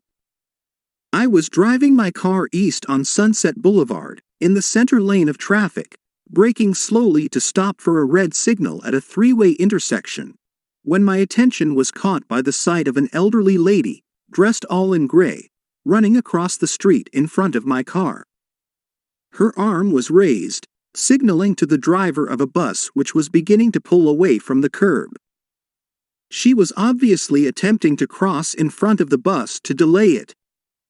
The driver slowed his vehicle and I thought would allow her to enter. Instead, as she jumped onto the curb, the bus pulled away, leaving her standing just in the act of lowering her arm. She turned and walked swiftly toward a nearby phone booth. As my signal changed to green and I put my car in motion, I wished I had been behind the bus and had been able to offer her a ride. Her extreme agitation was obvious even from the distance I was away from her. My wish instantly fulfilled itself in a mental drama, and as I drove away, the fancy played itself out in the following scene. I opened the car door and a lady dressed in gray stepped in, smilingly relieved and thanking me profusely. She was out of breath from running and said, "I only have a few blocks to go. I'm meeting friends and I was so afraid they would leave without me when I missed my bus." I left my imaginary lady out a few blocks farther on and she was delighted to observe her friends still waiting for her. She thanked me again and walked away. The entire mental scene was spanned in the time it takes to drive 1 block at a normal rate of speed. The fancy satisfied my feelings regarding the real incident, and I immediately forgot it. 4 blocks farther, I was still in the center lane and again had to stop for a red signal. My attention at this time was turned inward on something I have now forgotten, when suddenly someone tapped on the closed window of my car and I looked up to see a lovely appearing elderly lady with gray hair, dressed all in gray. Smiling, she asked if she might ride a few blocks with me as she had missed her bus. She was out of breath, as though from running, and I was so stunned by her sudden appearance in the middle of a busy street at my window that for a moment I could only react physically, and without answering, leaned over and opened my car door. She got in and said, "It's so annoying to rush so and then miss a bus. I wouldn't have imposed on you like this, but I'm supposed to meet some friends a few blocks down the street and if I had to walk now, I would miss them." 6 blocks farther on, she exclaimed, "Oh, good. They're still waiting for me." I let her out and she thanked me again and walked away. I'm afraid I drove to my own destination by automatic reflex, for I had fully recognized that I had just observed a waking dream take form in physical action. I recognized what was happening while it was happening. As soon as I could, I wrote down each part of the incident and found a startling consistency between the waking dream and the subsequent reality. Both women were elderly, gracious in manner, dressed all in gray, and out of breath from hurrying to catch a bus and missing it. Both wished to meet friends, who for some reason could not wait for them much longer, and both left my car within the space of a few blocks after successfully completing their contact with their friends. I am amazed, confounded and elated. If there is no such thing as coincidence or accident, then I witnessed imagination become reality almost instantaneously. JRB. There is a moment in each day that Satan cannot find. Nor can his watch fiends find it. But the industrious find this moment and it multiply, and when it once is found, it renovates every moment of the day if rightly placed. From the first time I read your search, I have longed to experience a vision. Since you have told us of the promise, this desire has been intensified.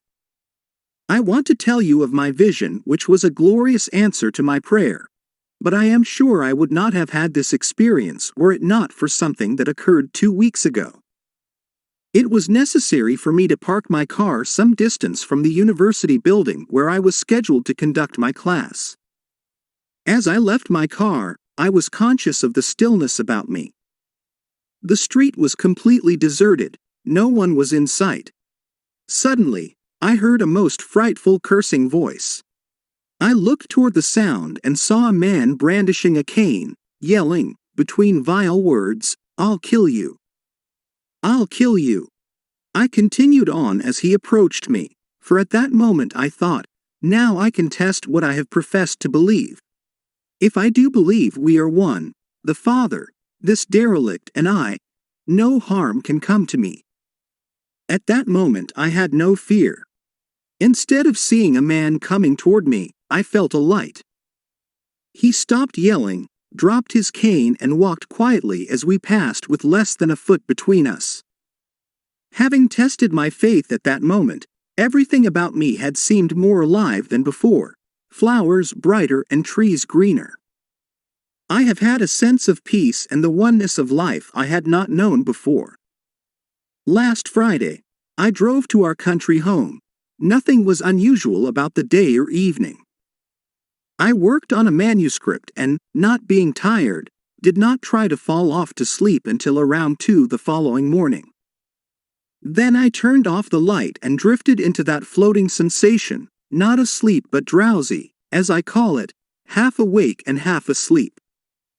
Often, while in this state, lovely, unknown faces float before me, but this morning the experience was different. A perfect face of a child came before me in profile, then it turned and smiled at me. It was glowing with light and seemed to fill my own head with light. I was aglow and excited and thought, this must be the Christos. But something within me, without sound, said, no, this is you. I feel I will never be the same again and someday I may experience the promise. GB. Our dreams will all be realized from the time that we know that imagining creates reality, and act. But imagination seeks from us something much deeper and more fundamental than creating things. Nothing less indeed than the recognition of its own oneness with God. That what it does is, in reality, God Himself doing it in and through man, who is all imagination. Chapter 15. The Promise. 4 mystical experiences. In all I have related thus far, with the exception of GB's vision of the child, imagination was consciously exercised. Men and women created stage plays in their imagination, plays implying the fulfillment of their desires. Then, by imagining themselves participating in these dramas, they created that which their imaginal acts implied. This is the wise use of God's law. But no man is justified before God by the law. Galatians chapter 3 verse 11. Many people are interested in imaginism as a way of life, but are not at all interested in its framework of faith, a faith leading to the fulfillment of God's promise.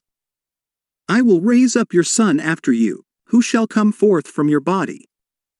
I will be his father, and he shall be my son. 2 Samuel chapter 7 verses 12 to 14.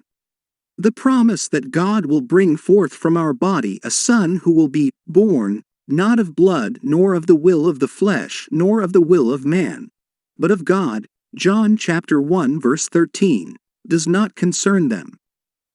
They want to know God's law, not His promise. However, This miraculous birth has been stated clearly as a must for all mankind from the earliest days of the Christian fellowship. You must be born from above, John 3-7.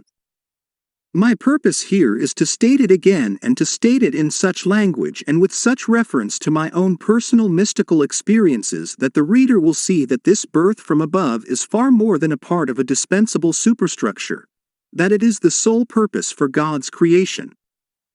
Specifically, my purpose in recording these 4 mystical experiences is to show what Jesus Christ, the faithful witness, the firstborn from the dead, Revelations 1-5, was trying to say about this birth from above. How can men preach unless they are sent? Romans chapter 10 verse 15. Many years ago, I was taken in spirit into a divine society, a society of men in whom God is awake. Though it may seem strange, the gods do truly meet. As I entered this society, the first to greet me was the embodiment of infinite might. His was a power unknown to mortals. I was then taken to meet infinite love. He asked me, "What is the greatest thing in the world?" I answered him in the words of Paul, faith, hope, and love, these 3. But the greatest of these is love. 1 Corinthians chapter 13 verse 13. At that moment, he embraced me and our bodies fused and became one body. I was knit to him and loved him as my own soul. The words, love of God, so often a mere phrase, were now a reality with a tremendous meaning. Nothing ever imagined by man could be compared with this love which man feels through his union with love. The most intimate relationship on earth is like living in separate cells compared with this union. While I was in this state of supreme delight, a voice from outer space shouted, "Down with the blue bloods." At this blast, I found myself standing before the one who had first greeted me, he who embodied infinite might. He looked into my eyes and without the use of words or mouth, I heard what he told me, time to act. I was suddenly whisked out of that divine society and returned to earth. I was tormented by my limitations of understanding, but I knew that on that day the divine society had chosen me as a companion and sent me to preach Christ, God's promise to man. My mystical experiences have brought me to accept literally the saying that all the world's a stage, and to believe that God plays all the parts. The purpose of the play? To transform man, the created, into God, the Creator. God loved man, his created, and became man in faith that this act of self-commission would transform man, the created, into God, the Creator. The play begins with the crucifixion of God on man, as man, and ends with the resurrection of man, as God. God becomes as we are, that we may be as he is. God becomes man that man may become, first, a living being, and secondly, a life-giving spirit. I have been crucified with Christ. It is no longer I who live, but Christ who lives in me. And the life I now live in the flesh I live by faith in the Son of God, who loved me and gave himself for me. Galatians chapter 2 verse 20. God took upon himself the form of man and became obedient unto death, even death on the cross of man, and is crucified on Golgotha, the skull of man. God himself enters death's door, the human skull, and lies down in the grave of man to make man a living being. God's mercy turned death into sleep. Then began the prodigious and unthinkable metamorphosis of man, the transformation of man into God. No man, unaided by the crucifixion of God, could cross the threshold that admits to conscious life, but now we have union with God in his crucified self. He lives in us as our wonderful human imagination. Man is all imagination, and God is man, and exists in us and we in him. The eternal body of man is the imagination, that is, God himself. Blake. When he rises in us, We will be like him and he will be like us. Then all impossibilities will dissolve in us at that touch of exaltation which his rising in us will impart to our nature. Here is the secret of the world. God died to give man life and to set man free. For however clearly God is aware of his creation, it does not follow that man, imaginatively created, is aware of God. To work this miracle, God had to die, then rise again as man, and none has ever expressed it so clearly as William Blake. Blake says, or rather has Jesus say, "Unless I die, thou canst not live. But if I die, I shall arise again, and thou with me. Wouldest thou love one who never died for thee, or ever die for one who had not died for thee? And if God dieth not for man, and giveth not himself eternally for man, man could not exist. So God dies, that is to say, God has freely given himself for man. Deliberately, he has become man and has forgotten that he is God, in the hope that man, thus created, will eventually rise as God. God has so completely offered his own self for man, that he cries out on the cross of man, my God, why hast thou forsaken me?" Matthew chapter 27 verse 46, Psalm chapter 21 verse 1. He has completely forgotten that he is God. But after God rises in one man, that man will say to his brothers, "Why stand we here, trembling around, calling on God for help, and not ourselves, in whom God dwells?" Blake. This first man that has been raised from the dead is known as Jesus Christ, the first fruits of those who have fallen asleep, the firstborn of the dead. For man God died. Now, by a man, has come also the resurrection of the dead. Jesus Christ resurrects his dead father by becoming his father. In Adam, the universal man, God sleeps. In Jesus Christ, the individualized God, God wakes.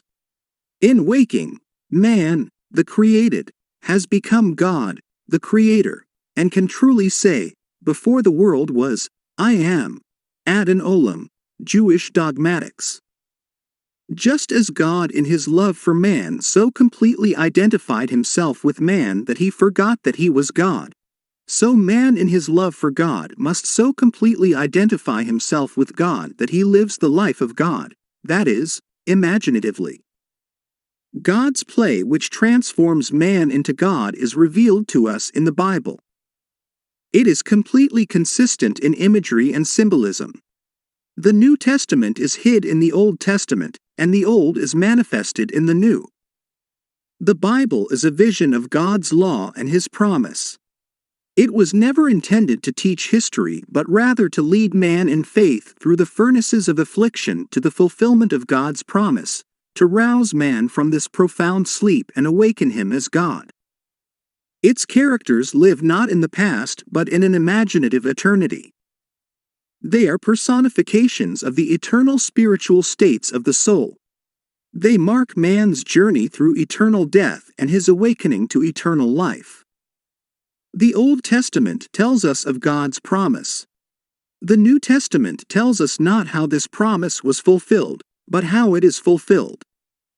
The central theme of the Bible is the direct, individual, mystical experience of the birth of the child, that child of whom the prophet spoke, "To us a child is born, to us a son is given, and the government will be upon his shoulder, and his name will be called, Wonderful Counselor, Mighty God, Everlasting Father, Prince of Peace. Of the increase of his government and of peace, there will be no end." Isaiah chapter 9 verses 6 to 7. When the child is revealed to us, we see it, we experience it, and the response to this revelation can be stated in the words of Job. "I have heard of thee by the hearing of the ear, but now my eye sees thee." The story of the Incarnation is not fable, allegory, or some carefully contrived fiction to enslave the minds of men, but mystical fact. It is a personal mystical experience of the birth of oneself out of one's own skull, symbolized in the birth of a child, wrapped in swaddling clothes and lying on the floor. There is a distinction between hearing of this birth of a child from one's own skull, a birth which no scientist or historian could ever possibly explain, and actually experiencing the birth, holding in your own hands and seeing with your own eyes this miraculous child, a child born from above out of your own skull, a birth contrary to all the laws of nature. The question as it is posed in the Old Testament, ask now, and see, can a male bear a child? Why then do I see every man with his hands delivering himself like a woman in labor? Why has every face turned pale? Jeremiah chapter 30 verse 6.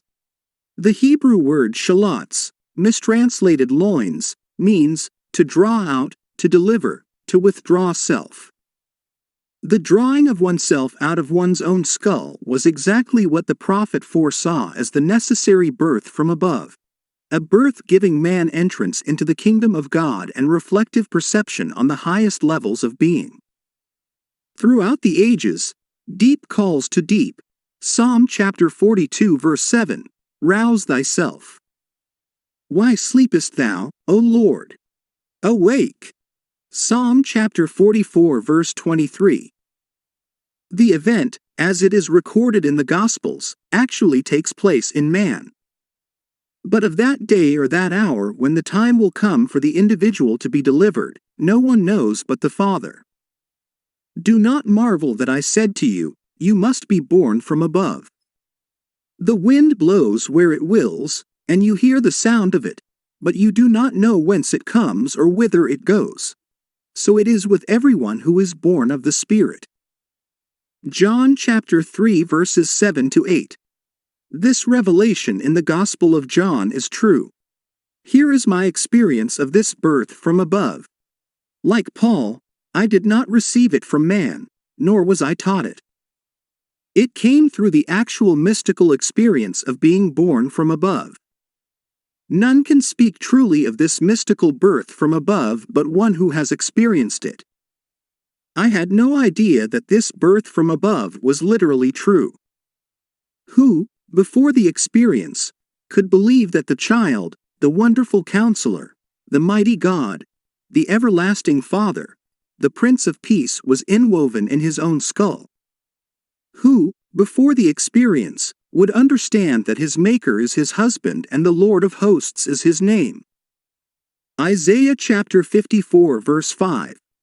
Who would believe that the Creator went in unto his own creation, man, and knew it to be himself, and that this entrance into the skull of man, this union of God and man, resulted in the birth of a son out of the skull of man, which birth gave to that man eternal life and union with his Creator forever?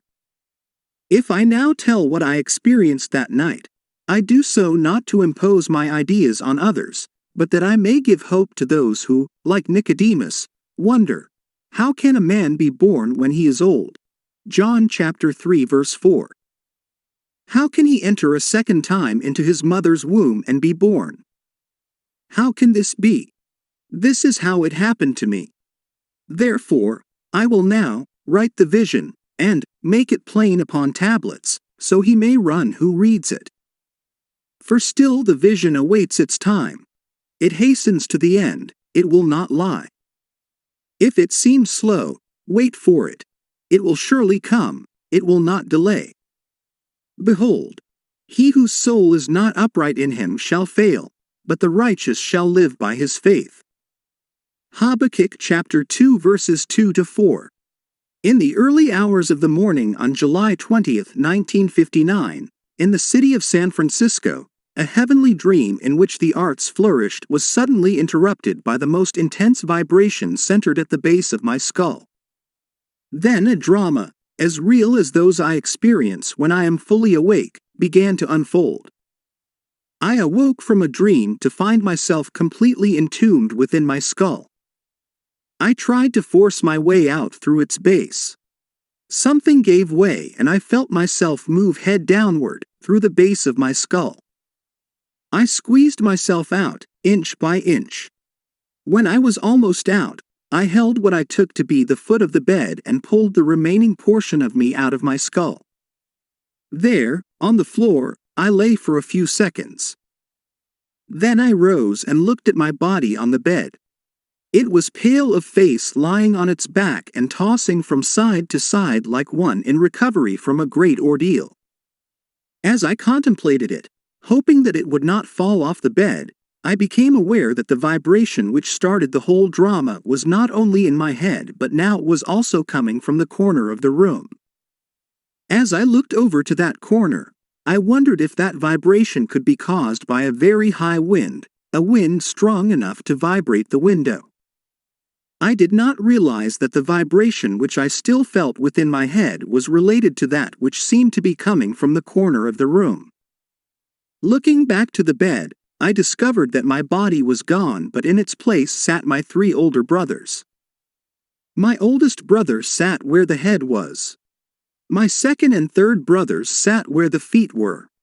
None seemed to be aware of me, although I was aware of them and could discern their thoughts. I suddenly became aware of the reality of my own invisibility. I noticed that they, too, were disturbed by the vibration coming from the corner of the room. My third brother was the most disturbed and went over to investigate the cause of the disturbance. His attention was attracted by something on the floor, and looking down, he announced, "It's Neville's baby." My other 2 brothers, in most incredulous voices, asked, "How can Neville have a baby?" My brother lifted the infant wrapped in swaddling clothes and laid him on the bed. I, then, with my invisible hands lifted the babe and asked him, "How is my sweetheart?" He looked into my eyes and smiled, and I awoke in this world, to ponder this greatest of my many mystical experiences. Tennyson has a description of death as a warrior, a skeleton, high on a night black horse, issuing forth at midnight. But when Gareth's sword cut through the skull, there was in it the bright face of a blooming boy, fresh as a flower new born. Idols of the King. 2 other visions I will tell because they bear out the truth of my assertion that the Bible is mystical fact, that everything written about the promised child in the law of Moses and the prophets and the Psalms must be mystically experienced in the imagination of the individual. The child's birth is a sign and a portent, signaling the resurrection of David, the Lord's anointed, of whom he said, "You are my son, today I have begotten you." Psalms 2-7. 5 months after the birth of the child, on the morning of December 6, 1959, in the city of Los Angeles, a vibration similar to the one which preceded his birth started in my head. This time its intensity was centered at the top of my head. Then came a sudden explosion, and I found myself in a modestly furnished room. There, leaning against the side of an open door, was my son David of biblical fame. He was a lad in his early teens. What struck me forcibly about him was the unusual beauty of his face and figure. He was, as he is described in the first book of Samuel, ruddy, with beautiful eyes and very handsome. Not for one moment did I feel myself to be anyone other than who I am now. Yet, I knew that this lad, David, was my son, and he knew that I was his father. For, the wisdom from above is without uncertainty. But the wisdom that is from above is first pure, then peaceable, gentle, and easy to be entreated, full of mercy and good fruits, without partiality, and without hypocrisy. James chapter 3 verse 17. As I sat there contemplating the beauty of my son, the vision faded and I awoke. I and the children whom the Lord has given me are signs and portents in Israel from the Lord of hosts, who dwells on Mount Zion. Isaiah chapter 8 verse 18. God gave me David as my very own son. I will raise up your son after you, who shall come forth from your body. I will be his father, and he shall be my son. 2 Samuel 7:12-14. God is known in no other way than through the Son. No one knows who the Son is, except the Father, or who the Father is, except the Son and anyone to whom the Son chooses to reveal him. Luke 10:22. The experience of being David's father is the end of man's pilgrimage on earth. The purpose of life is to find the father of David, the Lord's anointed, the Christ. Abner, whose son is this youth? And Abner said, As your soul lives, O king, I cannot tell. And the king said, Inquire whose son the stripling is. And as David returned from the slaughter of the Philistine, Abner took him and brought him before Saul with the head of the Philistine in his hand. And Saul said to him, Whose son are you, young man?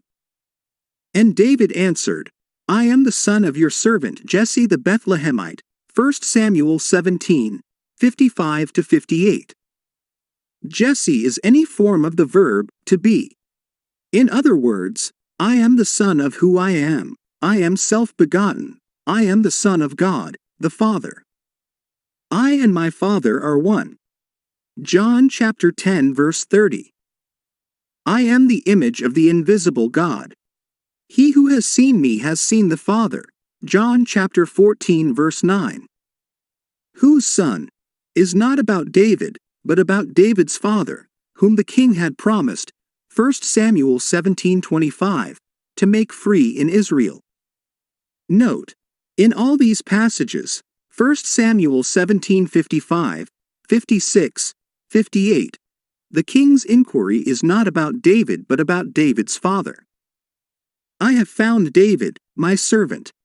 He shall cry to me, Thou art my Father, my God, and the rock of my salvation. And I will make him the firstborn, the highest of the kings of the earth. Psalm chapter 89 verse 20. The individual who is born from above will find David and know him to be his very own son. Then he will ask the Pharisees, who are always with us, What do you think of the Christ? Whose son is he?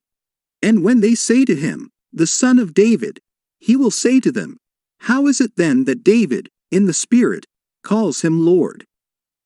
If David thus calls him Lord, how is he his son? Matthew chapter 22 verses 41-45. Man's misconception of the role of the son, which is only a sign and a portent, has made the son an idol. Little children, keep yourselves from idols. 1 John chapter 5 verse 21. God awakes, and that man in whom he awakes becomes his own father's father. He who was David's son, Jesus Christ, the son of David, Matt, 1-1 has become David's father. No longer will I cry to our father David, thy child, Acts 4:25.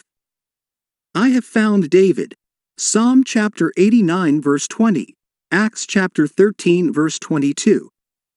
He has cried to me, Thou art my Father, Psalm chapter 89 verse 26.